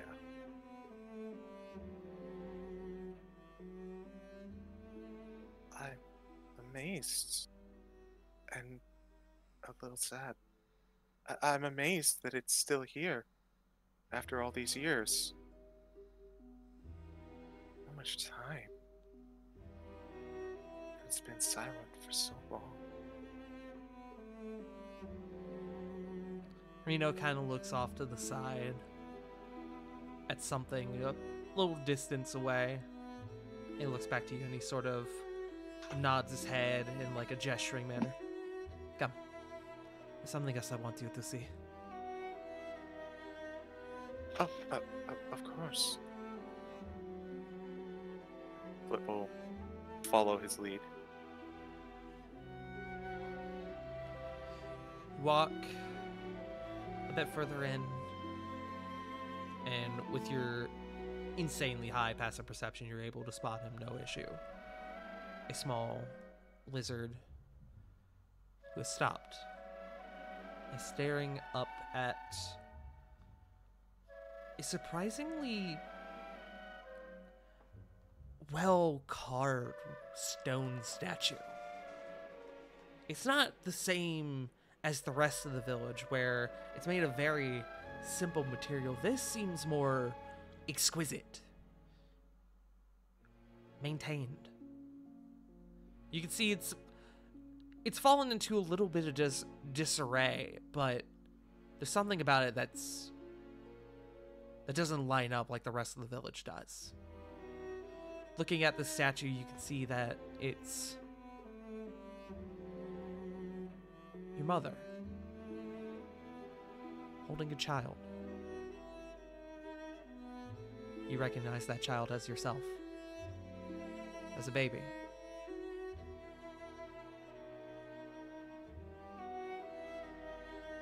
Mom.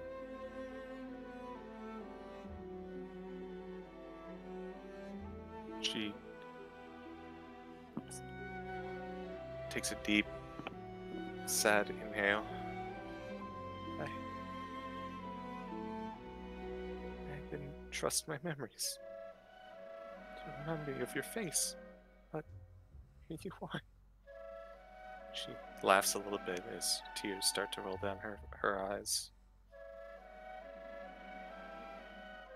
Flit, you, through the sort of heavy grass that's begun to grow around the statue, you look and you see what appears to be some sort of etching in the base.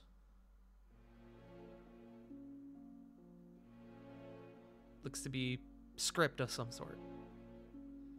She'll kneel down and she'll take a look at it, brushing away any foliage that might be in the way. You slowly brush away the foliage, and underneath you see, in Druidic,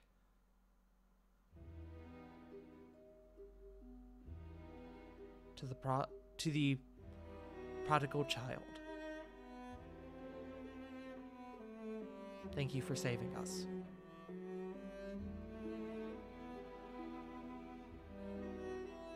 Maybe. Oh. I don't know how to feel about this. What am I feeling? I can't tell. What?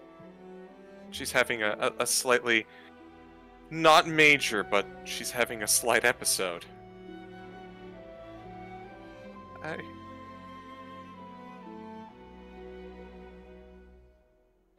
glad that I saved you too.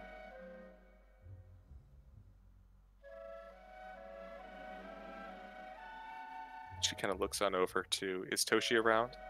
Toshi has come up right to your scaly feet. Almost said your knee, but he's not that big.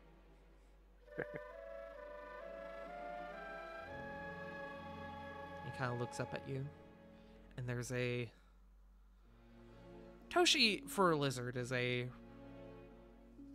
visibly emotional little lizard. You're often able to tell what he's thinking based on his sort of expression. And there is nothing but sorrow in his eyes.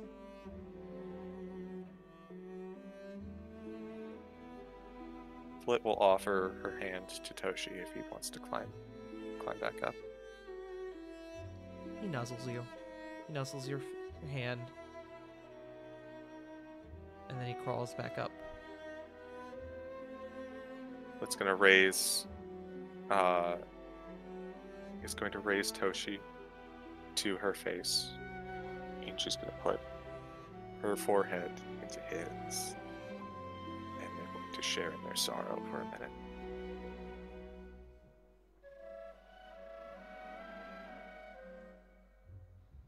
There's a moment of quiet. Lasts for a few seconds. Reno eventually speaks up. I figured you would want to see this. You want to remember them.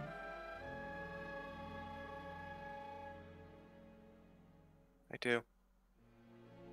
Not only you, but Toshi as well. Thank you. This is something that I'd forgotten that I needed. I've been so caught up in everything going on with the group, everything going on with saving the world, even Corladora, to a certain extent. I had forgotten this is what I wanted to get back to.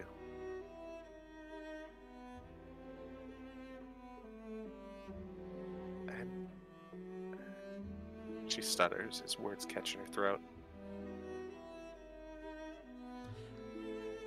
I didn't quite understand what this meant as he sort of gestures to the statue when I first came upon it.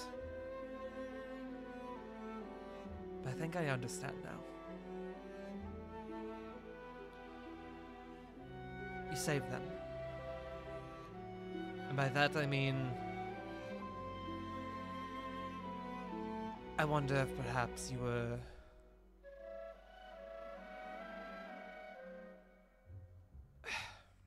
And you see there's a look of regret upon his face. He doesn't want to say whatever he's thinking.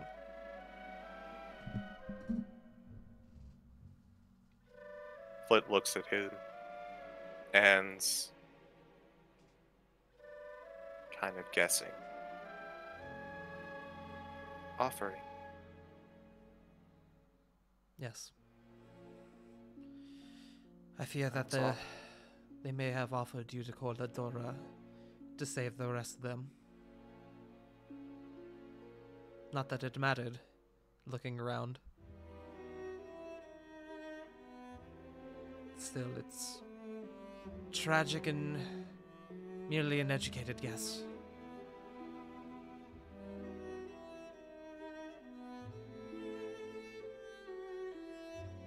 She looks back to the statue. I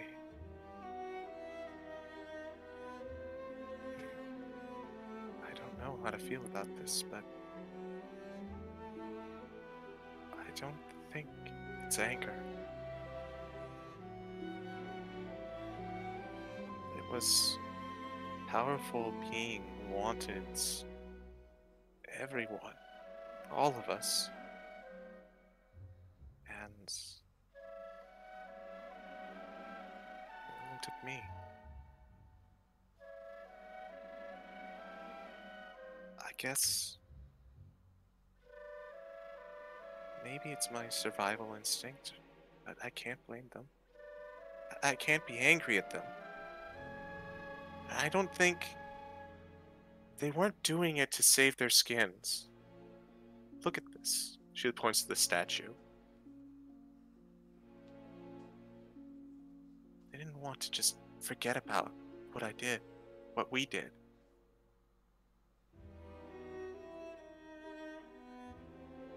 It was a horrible situation.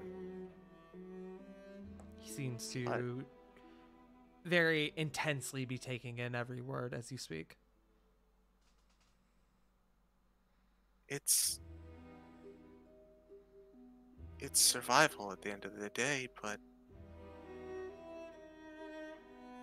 mere survival don't build statues like this. Survival would get you to run and leave, find a new place to hide. This was care. This was care for everyone. And sorrow at what had to be done. Even if it was me. Toshi at this moment comes up to your shoulder and sort of nuzzles you in the crook of your neck. She takes a hand, places it gently on Toshi as well, sharing in the comfort. Reno speaks up again.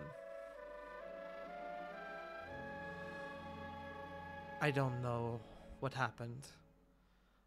I don't know why they did what they did. I don't know the reasoning or emotion behind it, but I know that maybe if not intentionally. And he comes over and he now takes your hand. You are here now.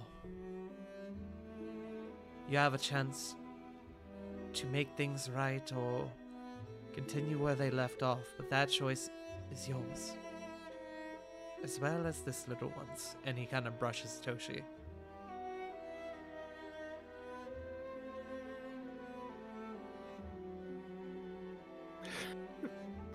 Flit laughs a little bit as she wipes away a few tears. Yeah. It's our choice. And if Aurelia comes back and her plans come to fruition, that choice will be taken from us again. I'm not going to let that happen. Relia doesn't get to decide what the fate of this village is. We do.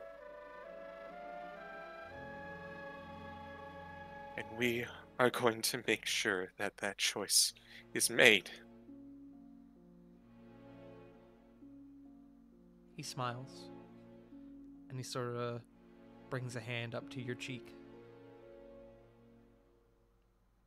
You have come so very far. I'm incredibly proud. Thank you. Not just for your words, but for what you did.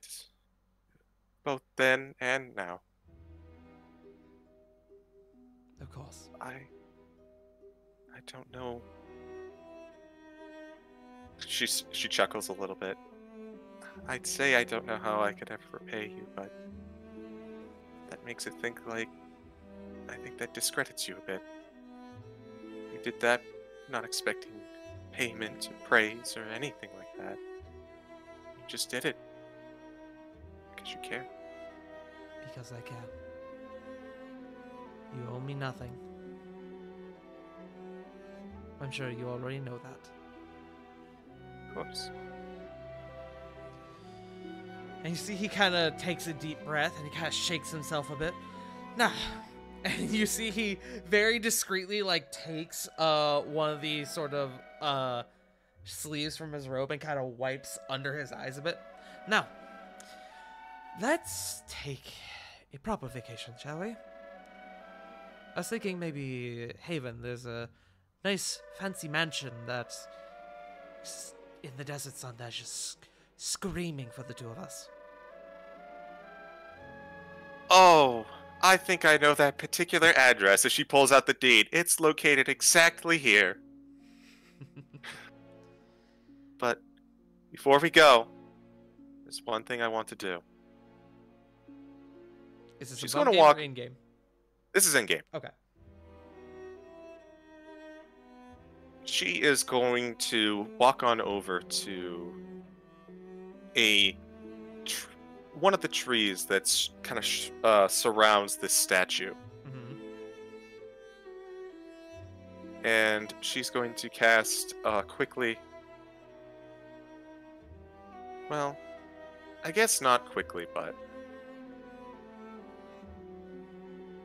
she is going to look at it and go, I bet you've been here to see the whole thing, huh? Here.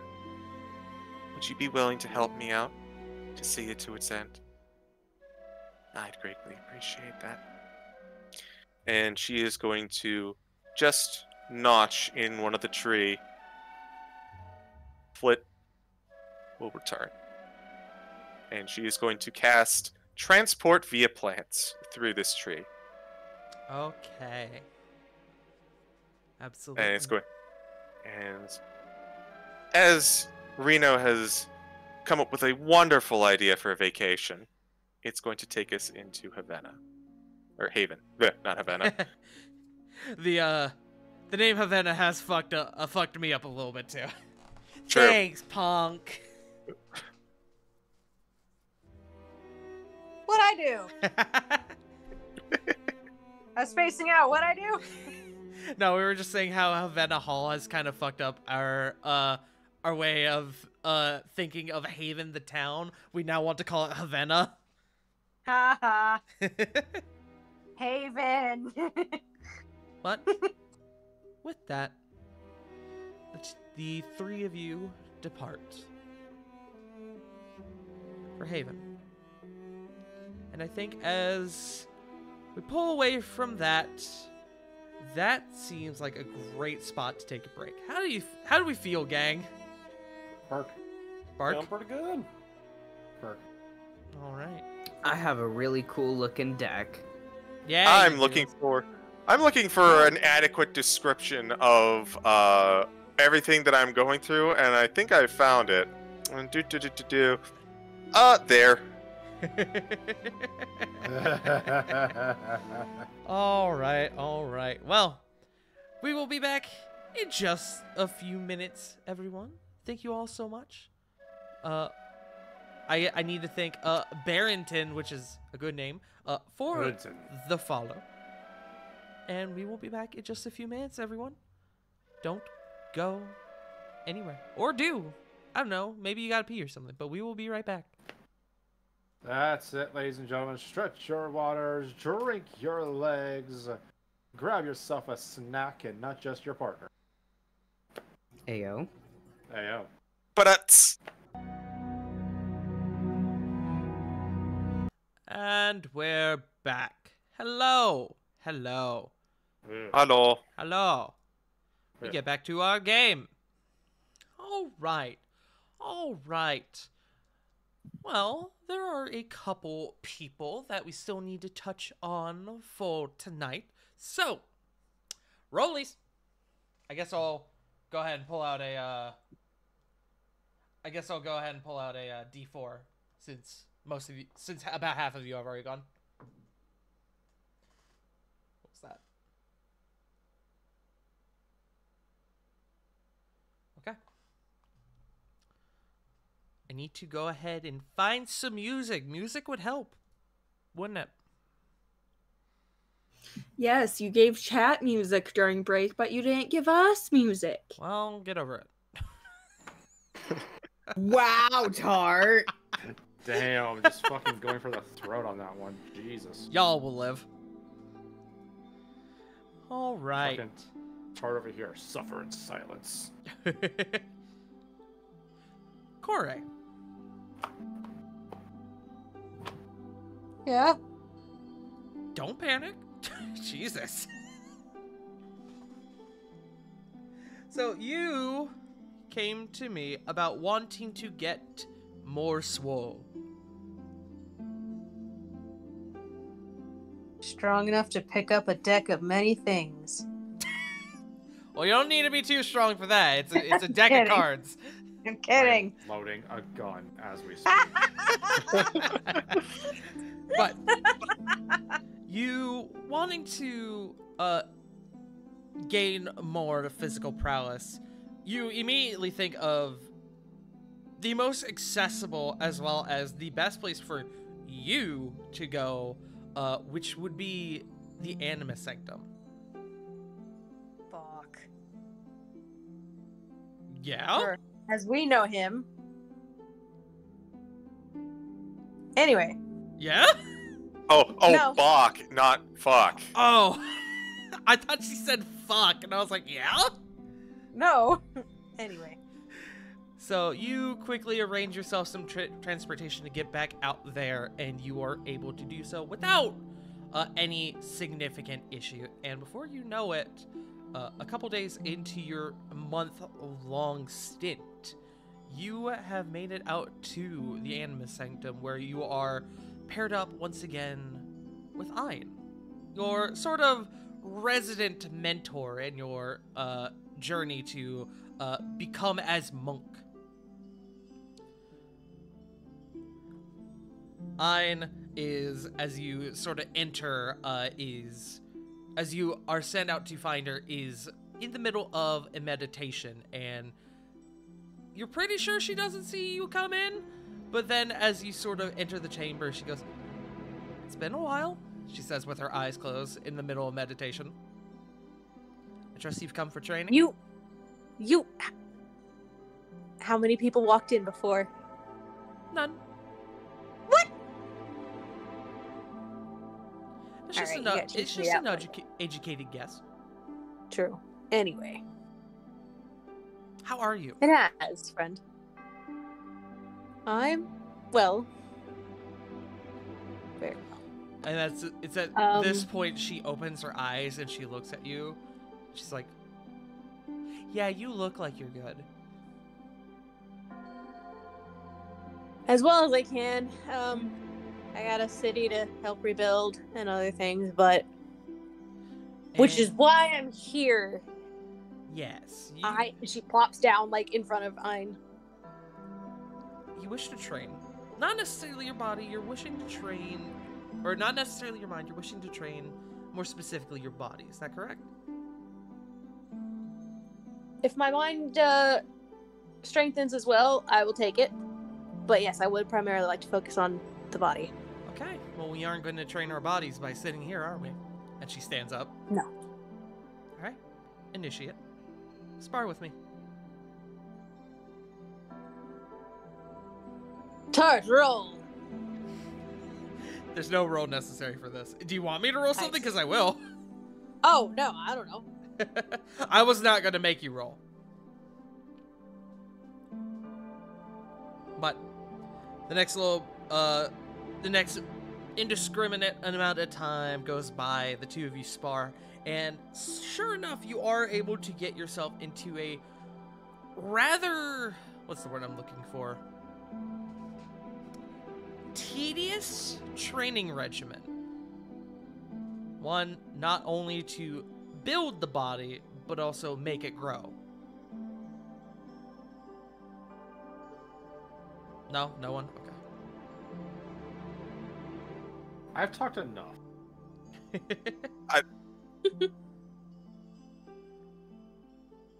Admittedly, I was busy looking for something very specific.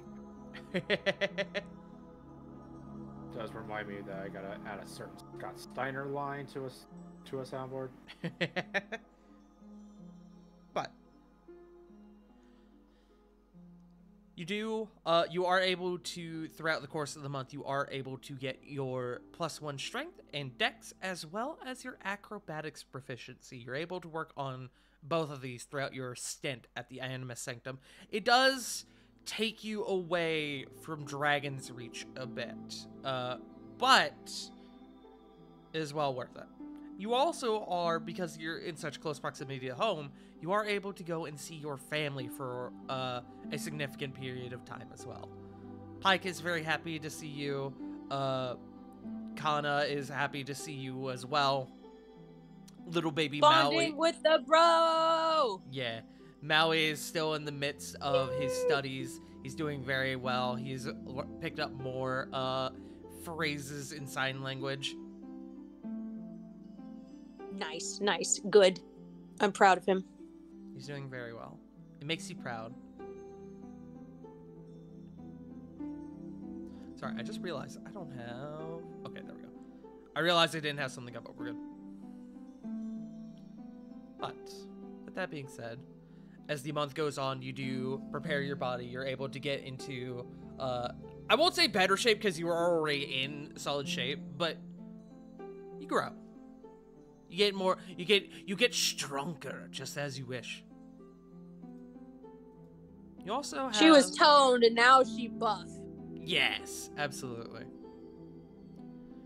You also, in the midst of your stint, you have a encounter with Master Orda.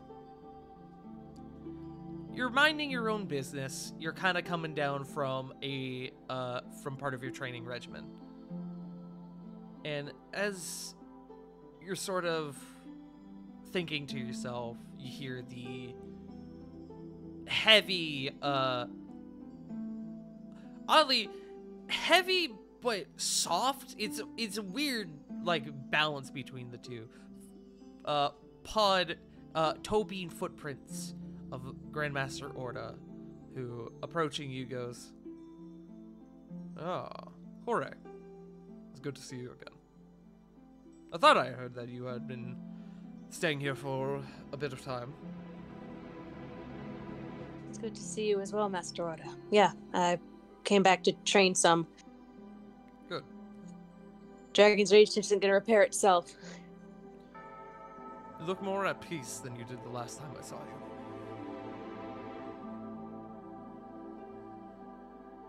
Yes and no, but yeah. I'm enjoying life right now. Enjoying life right now more than I was. And how is Sorry. And how is your new trinket doing for you? He says, sort of eyeballing the gem in your chest. Still figuring it out.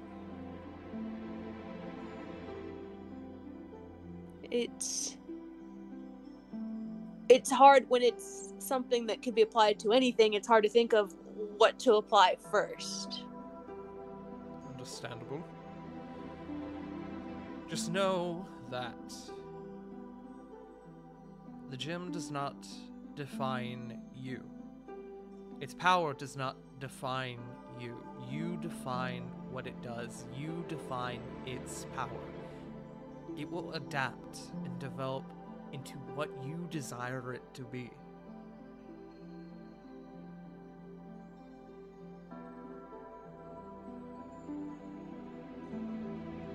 And who knows? Maybe it will help you see things a bit more straight.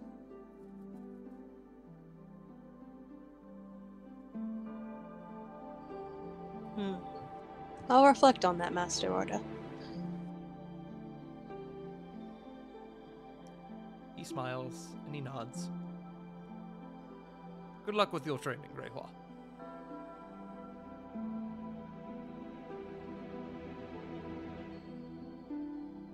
Did you just... It's not a first name, last name thing.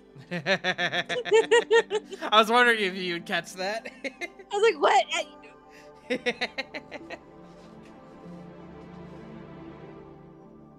But with that, he takes his leave. And you continue your training, as well as gain a bit of new perspective on your new power.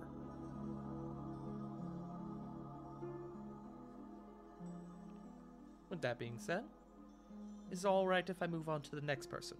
Or did you have anything else you wish to have done here while you're at the Anima Sanctum? Nah. Okay. You good. Alright. Rollies! Oh wait, that was a D6. I don't need the D6. Hold on. Pause. Ah! My D4! Rollies rescinded. Nobody panic. We're fine. I have it. It has been acquired. I'm panicking right now. Okay. Let me go ahead and change our music a little bit.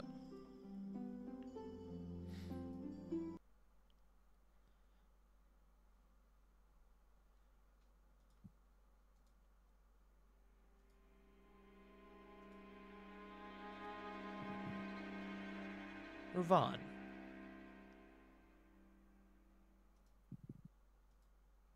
Yes. A lot has happened. A bit more to you than to most of the group. You recently had a harrowing encounter with your father. You almost died. People you cared about almost died. Part of you blames yourself, but part of you also holds your actions in high regard. There's an imbalance in your mind, one that you are not comfortable with. And it seems to affect your daily life for the next few days as you're trying to get your armor commission up and going, which you will get that at the end of the month, your new armor. Of course. You notice a struggle. You at first attribute it to exhaustion, the soreness and tiredness of moving and fighting basically non-stop for a week, the better part of a week. But then as you sort of come to terms with things, you realize that that is very much not the case. No, it's something different, something internal. You need balance. So you take some time and journey out to Cloudstalker Peak. Perhaps seeking quiet, perhaps seeking whatever this solution to this imbalance is. Or maybe you're just looking to get away a little bit.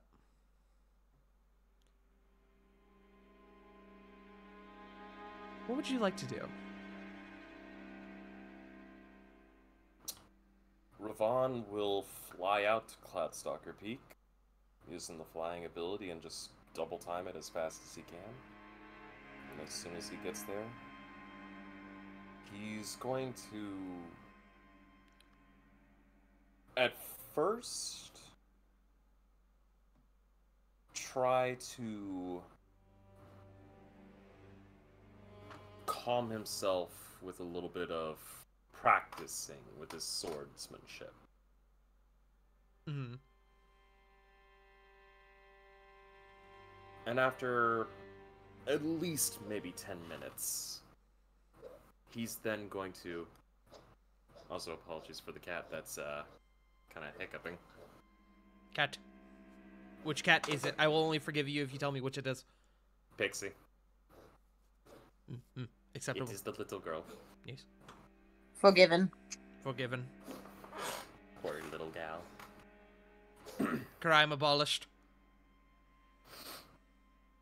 But after that, he's going to put his sword away, and he's going to sit and just close his eyes and kind of let the waves hitting the Cloudstalker Peak kind of carry him away in his own head, replaying every event from the past couple days, from the end of Operation Hydra, back to the events of what transpired on Cloudstalker Peak, against the fight against both Magni and Modi, and against his father's former companion.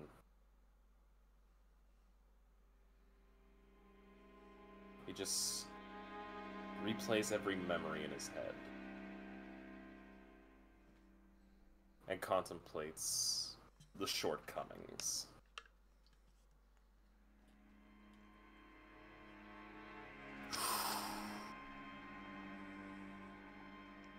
As this reflection occurs, as you dive deep into your own mind and begin to reflect, that noise, that imbalance seems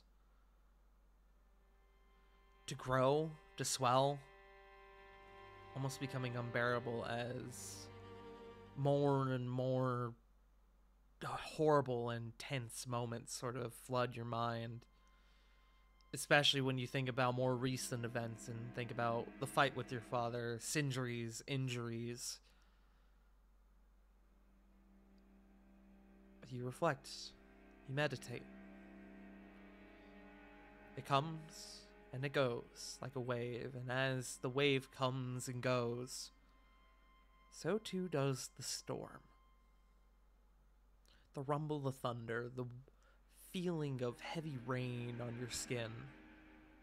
You feel it begin to shred,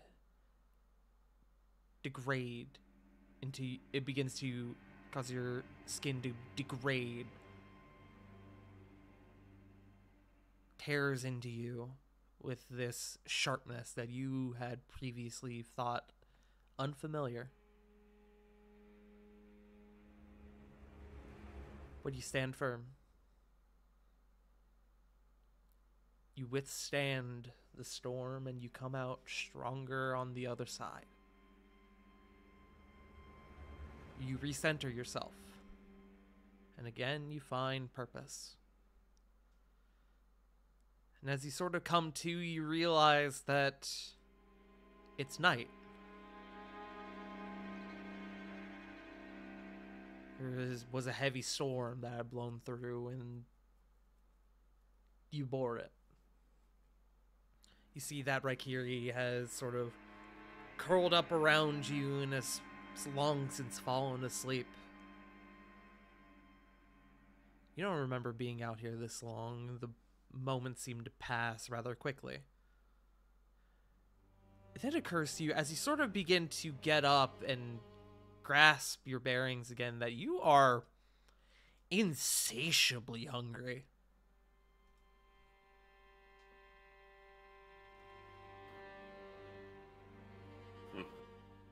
I forgot to eat. Oh boy. Come, Raikiri. Believe we should get something to eat. Ravon, as you gesture to Raikiri, and Raikiri begins to stand, you catch a glimpse of your hand out of the side of your sort of perceptions. And you notice your skin seems firmer?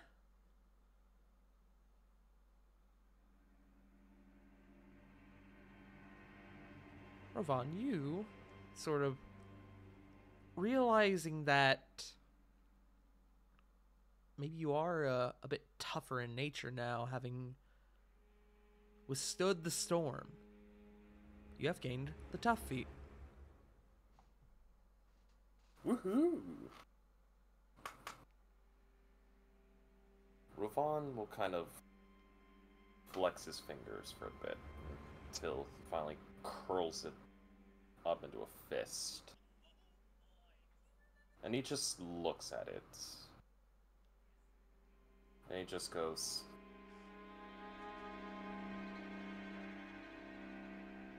I made rash decisions. They nearly cost me. I will never be weak again. And he's gonna take off with Raikiri to go grab something to eat. Ravon, as you return back to Dragon's Reach, there's a little bit of panic in your allies seeing your return, as they inform you that you have been gone for not a few hours like you may have originally thought, but in fact that you were gone for a week.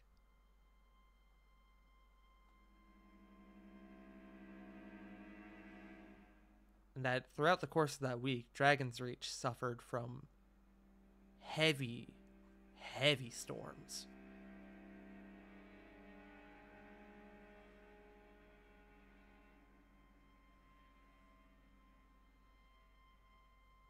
You withstood the storm.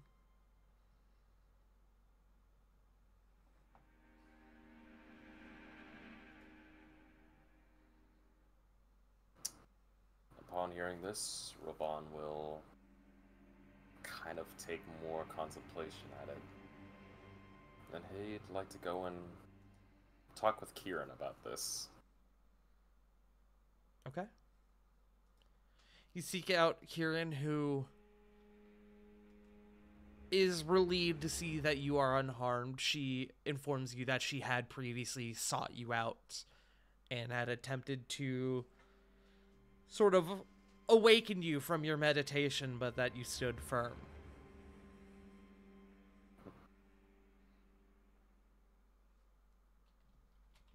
I'm completely sorry, Kieran.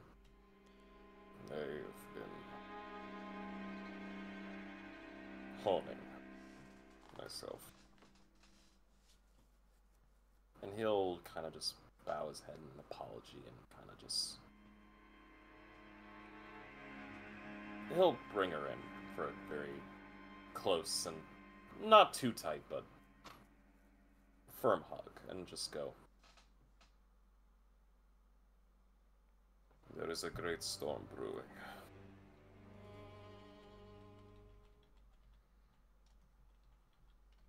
Fate is warning us.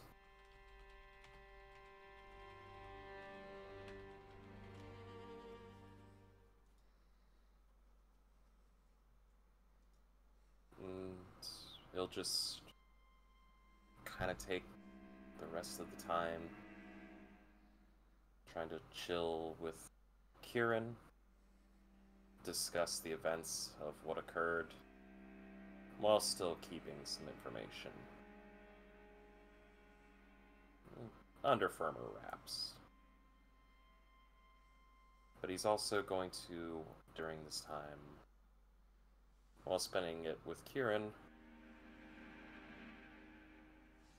focus on his more arcane discipline and try to amplify it within himself. Project more of an aura, so to speak. Okay.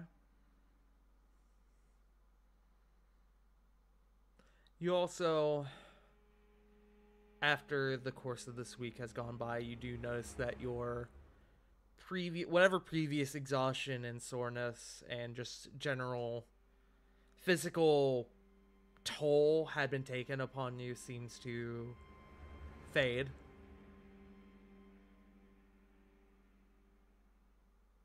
You feel better for it.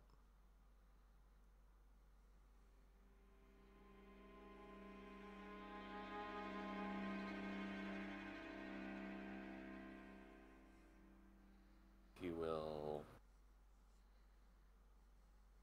be grateful and send prayers out to both Atlas and Cord. Okay. The days go on. You continue training. And you continue preparing. With that being said, we move on to our last individual. Corvin. You, my friend, wanted to continue your research on the Enigma Gate. Yes. Okay. There is a bit of time where you are unfortunately pulled away from Reno. I guess they still I guess they have some they have the same letters. I swear to God, if Reno comes in asking just any one of the guards to do a Hoya, I'm out of here. Like, I'm fucking gone, man. Nicholas would do it too. That's the funny.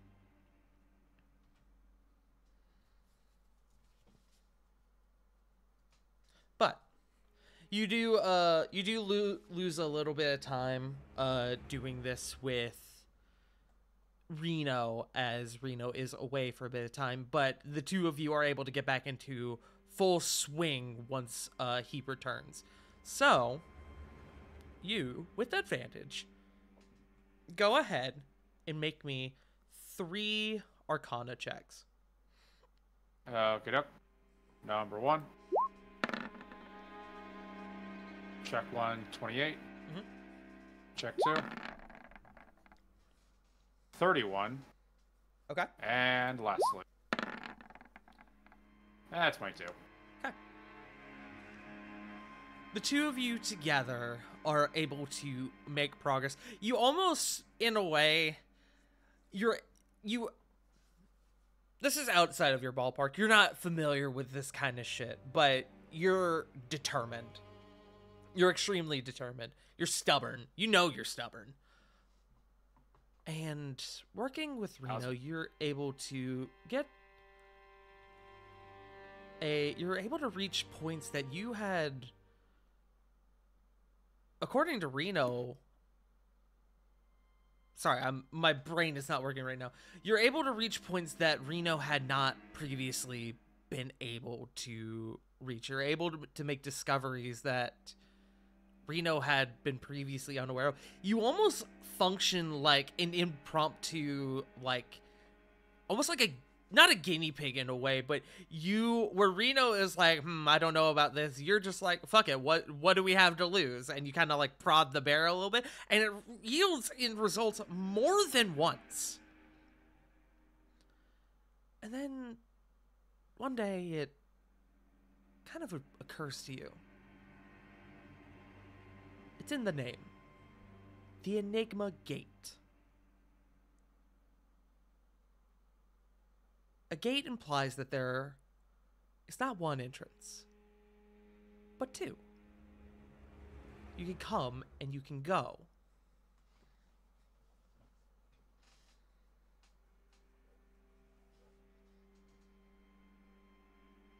Sorry, I'm just writing this down. Mhm.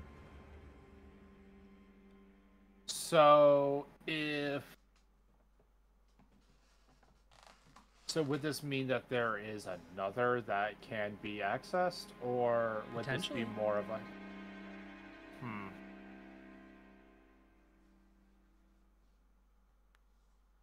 Do you He would- inform... I presume you inform Reno about your sort of epiphany, yeah? Yeah, he's actually going to bug the hell out of Reno as to how Corvin slob squatting over Reno's bed at 3 a.m. listen, that fucking that sleep thing is powerful. No, but like he wouldn't do that. Like he would be bugging the crap out of Reno to figure out what all he knows. Drew, if he knows anything about the gate, especially like how it was created.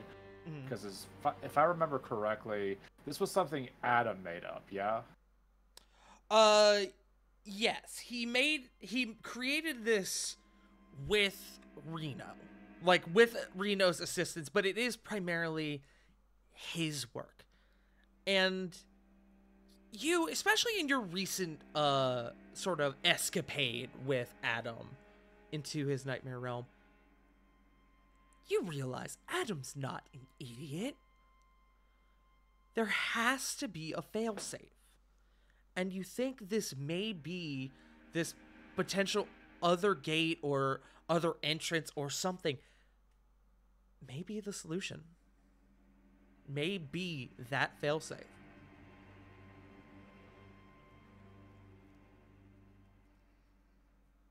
Would Sorry, I'm changing the music in the meantime. Continue. No, you're fine. You're fine. I'm trying to work out this thought. I'm Yeah. thinking of here. I'm trying to make it sound passable for English. Would severing the connection to either gate happen if, say, one side was like dispelled, like with a very high level, or anything like that, or like I don't know, part of it was like taken out or destroyed? Make me an Arcana check.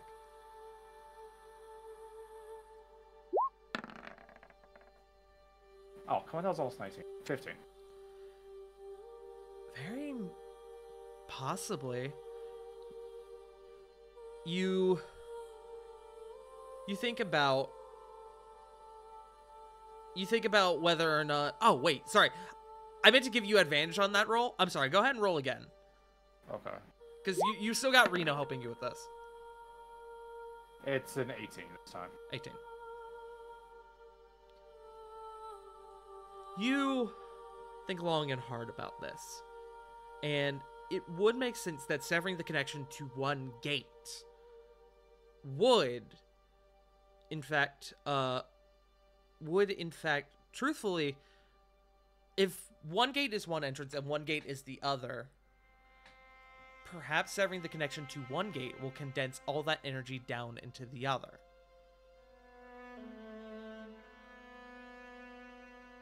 But with the research provided, would condensing it into one particular gate, would that sever the connection between Adam and Marissa, or would that pretty much make the gate kind of go into like overdrive or something?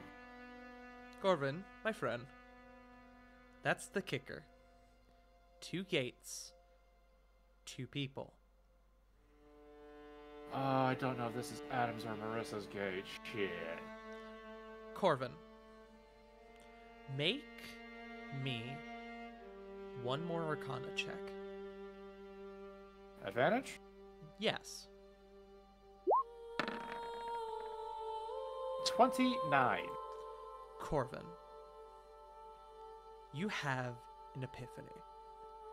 2 gates, 2 people. If Adam is connected to one gate, Marissa has to be connected to the other. Corvin, this is the solution to finding out where Marissa and the Hellfire Assembly are hiding.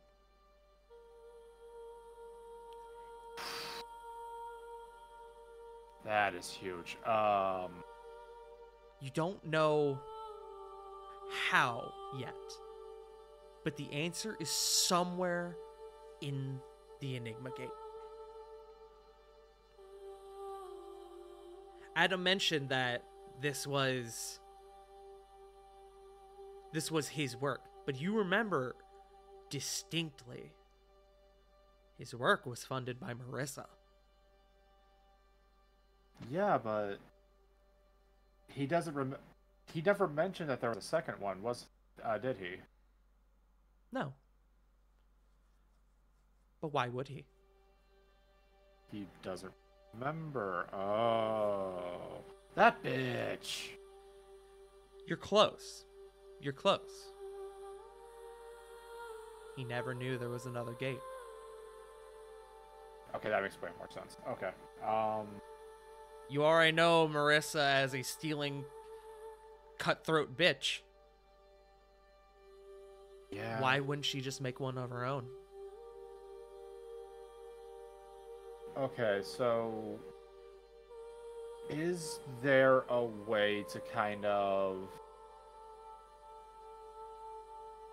This is going to be weird, but is there a way to, like, kind of take the energies of the gate and, like, make, like, some sort of, like, radar tracker or, like, anything that kind of will, like, point us in the right direction? Or is this mostly, like, a cross through it kind of deal just to see if you come out on the other side?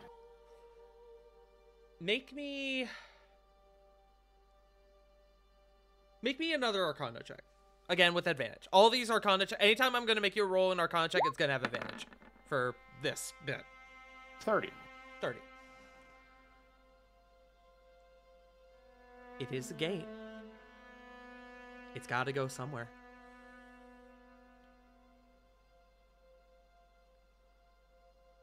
He will definitely, like, upon saying this out loud, he'll just kind of return back to that, like, a very contemplative, like, pose. All right. The real question is, who's dumb enough to actually cross into it? Just to test it out. Well, you know, above game, you know that Adam was dumb enough to do it, so... Yeah. Which... Well, like, he means, like, who's dumb enough today to try that, knowing what happened to Adam? I will give you one more thing. Because this is an important detail, and you would have come to this sort of thought.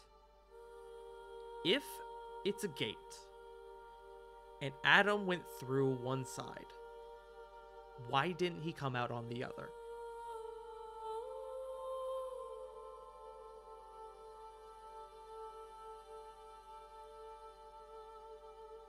That is a good question. It's a very good question. You'll have to do more research to figure that out. But you now have incredibly vital information. Yeah. You wish to do with it. And Reno is there as you're having these epiphanies, and I presume you're kind of giving him the play-by-play as you're thinking on it. I am so sorry I didn't hear what you just said. My housemate needed something. You're good. I assume you're having... Reno is there while you're having the epiphany, so I presume you're giving him the play-by-play as it's all kind of coming to you. Oh yeah, like, he doesn't really do well, like, writing down notes. He's more of a like, sounding out his thoughts kind of person. So he's like giving him the like, he's pretty much talking incoherently, like, as he's kind of combing through everything. Yeah. As you're having these thoughts, Reno looks like he's shitting himself, like, not out of fear, but out of, like, excitement. This man is usually very calm, collected, composed. He is downright giddy at this discovery.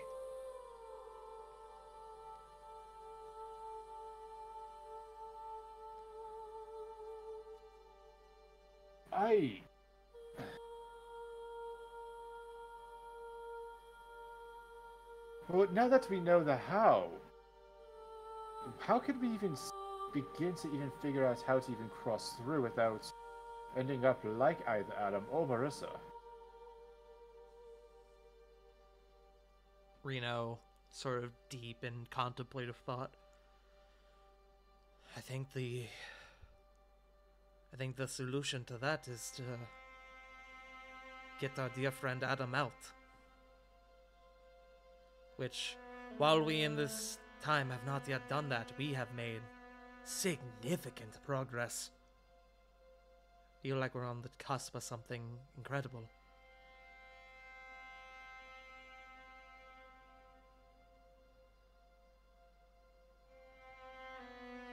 But here's the issue, though.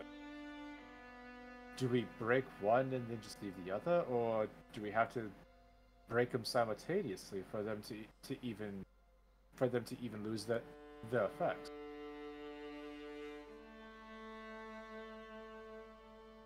He continues to think.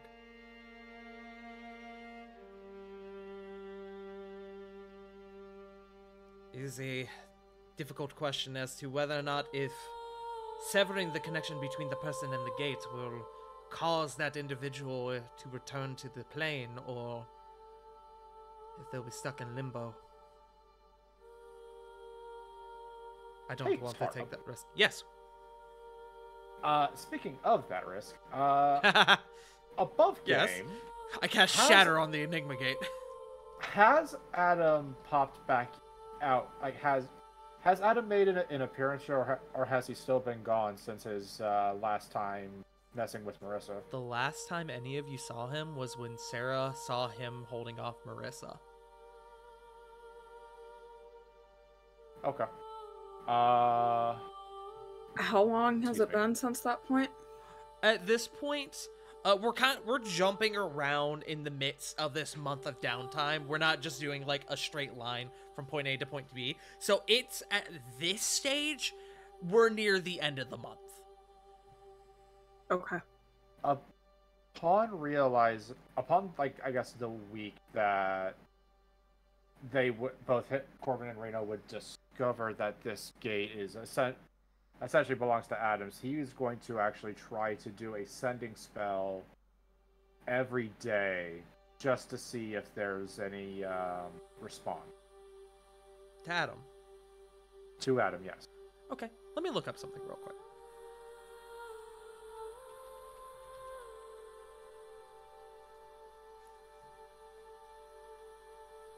While I'm looking up something, do you have like anything specific in your messages you want to throw out, or are you just being like, you up? Because he's a very petty bitch, he's going to mention the attempt. He's going to be like, attempt number 1, Adam. You're keeping count.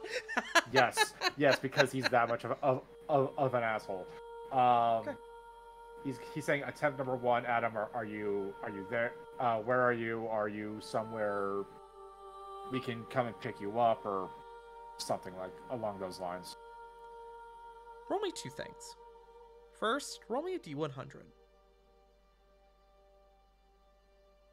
Boopy. 52. Okay. Now roll me a charisma check. Beep. That was with advantage. I am so sorry. 15. This is odd. You send your message forward, and you feel it take hold. You've cast a spell plenty of times to where you know when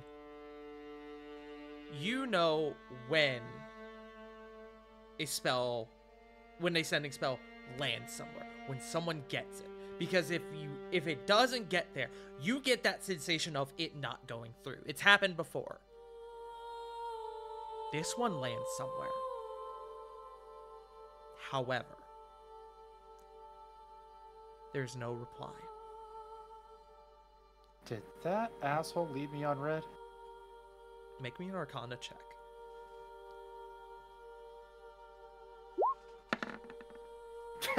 13, natural 1. You have no idea.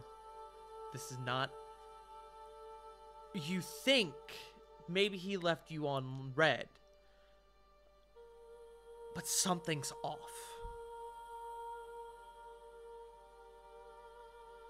We will leave it at that for now.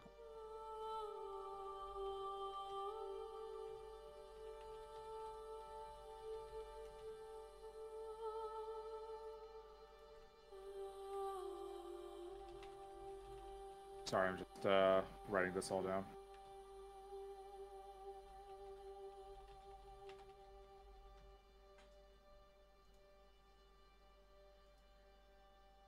Alrighty. That's about what he was doing outside of the other two things.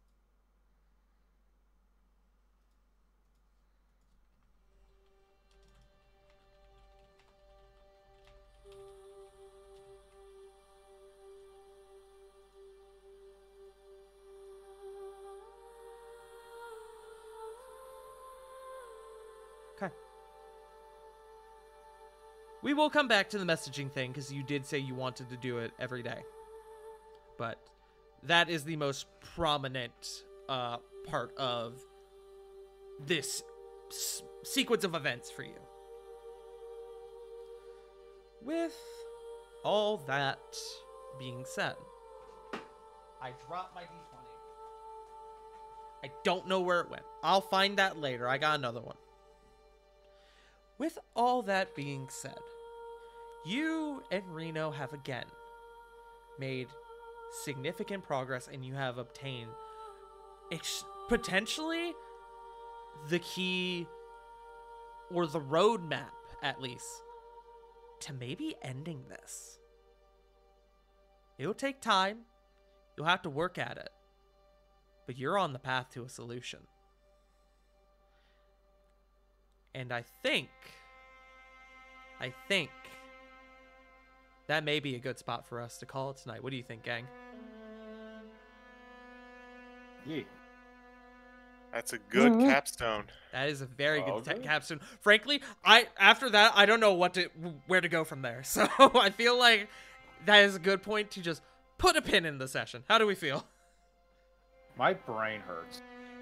Oh boy, My heart hurts. y'all got some shit done. Yeesh. This is what I mainly wanted to do. This is why this is going to take a couple sessions, because I wanted to hit the big stuff first. And now next session we can pull it back a little bit. You guys still have other stuff you want to do, but now we can get into the less quote-unquote serious stuff. So, CG's heart hurts. Joe's head hurts. My hand hurts from smacking my desk. who else is I thought you were gonna say Sarah's pride hurts for all of the low rolls.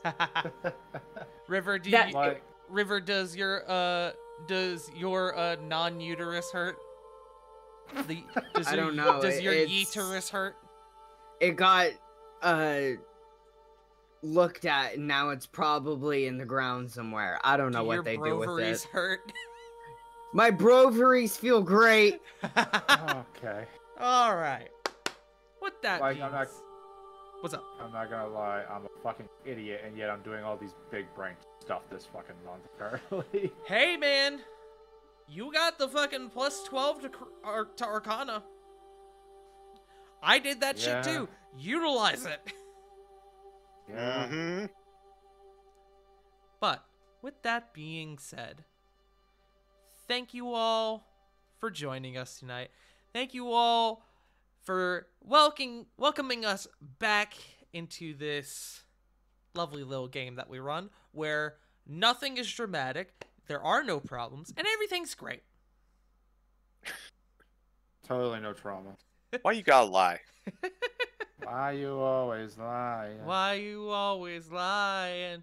Why you always lying? Oh my god, stop fucking lying!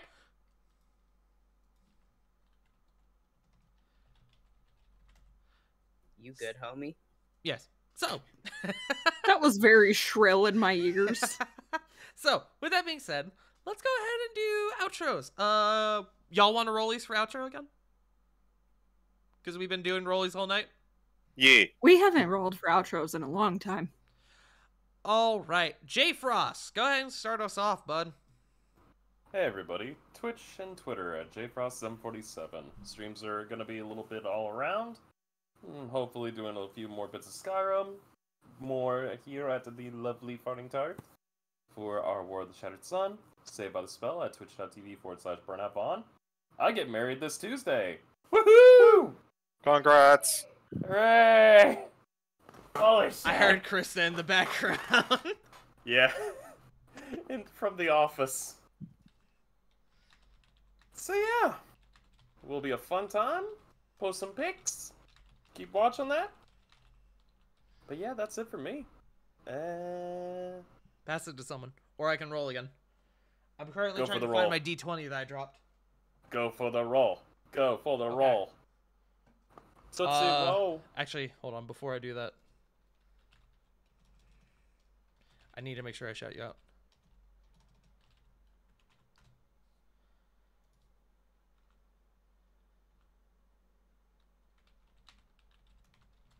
Okay. The roll. CG. Hello, I am CG. You can find me nowhere because I don't much care for social media, but you can find me on various Good Beans D&D channels, much like this one. You can also find me over on twitch.tv/BurnoutVaughn, where every other Saturday we do Saved by the Spell, a Strixhaven campaign. Yesterday was our previous session in which there was some skullduggery and cloak and dagger shit. Nothing too, like, life-threatening or anything, but, you know, a couple of college kids sneaking out to places college kids probably shouldn't be. But As college kids do. as college kids do. That is not the only thing that you can find me doing over on Vaughn's channel for. As we announced yesterday, we are back again for Pack Tactics 2 starting in July. Getting the crew back together and going on a brand new adventure helmed by me, along with Punk, along with Theropod Art, along with Citric King, and Vaughn himself, along with a new guest. I found my die. But- Continue. It is not Tart's Die. But that is looking forward to that, and also looking forward to, on this channel, upcoming soon to replace the Curse of Strahd, a new campaign helmed by the one, the only LeJake. Let's go. So keep your eyes and ears out for that. Now, where do the dice taketh us? All right, where do the dice taketh us? They take us to River. That's me. You can find me over You're at here, you're queer. twitch.tv. Yes, I'm here, I'm queer. It's Pride Month, bitches. I get to be fucking gay as I want. I mean, you get to be as gay as you want every day. I- That's not. You're just at your most powerful during Pride Month. Yes, I'm at my most powerful because bigots talk the most shit. But you can find me over at twitch.tv/WickedRiver97. Same thing for Twitter. I'm still on hiatus until I fucking move and get the fuck out of, the ass crack of the South. So you can find me on Twitter talking shit about Elon Musk and his shitty business practices. Let's go.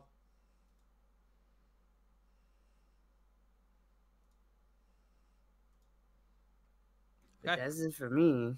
All right. Rollies. Sarah.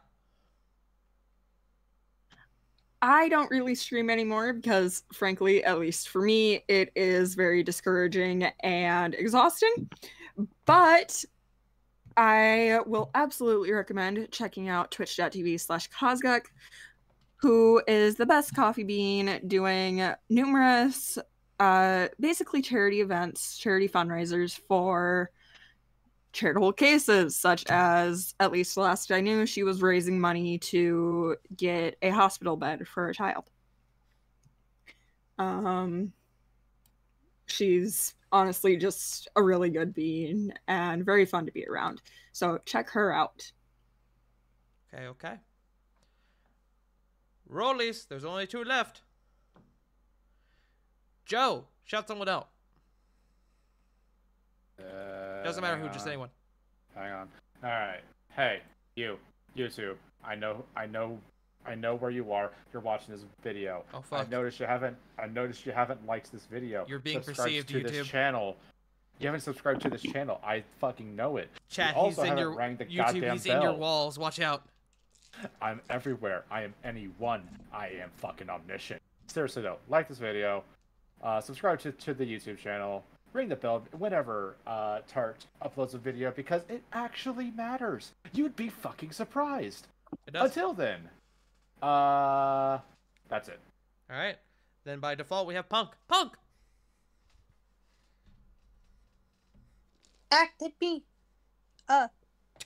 You You can good? find me on Twitch, Twitter, sometimes TikTok at Punkyard Dog. It's like, fuck, I haven't had to do this in a hot minute. Yeah, oh shit.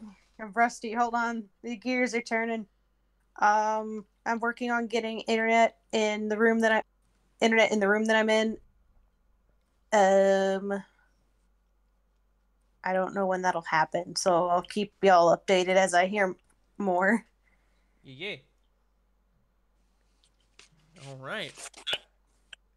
Then I guess that just leaves me. Hello, guys, gals, and non-binary pals. I have been your DM for the evening, Farting Tot, and thank you all for joining us once again. It's been a few weeks. We're getting back into the swing of things, and I think tonight was a good kickoff for the end of our hiatus. Right, gang?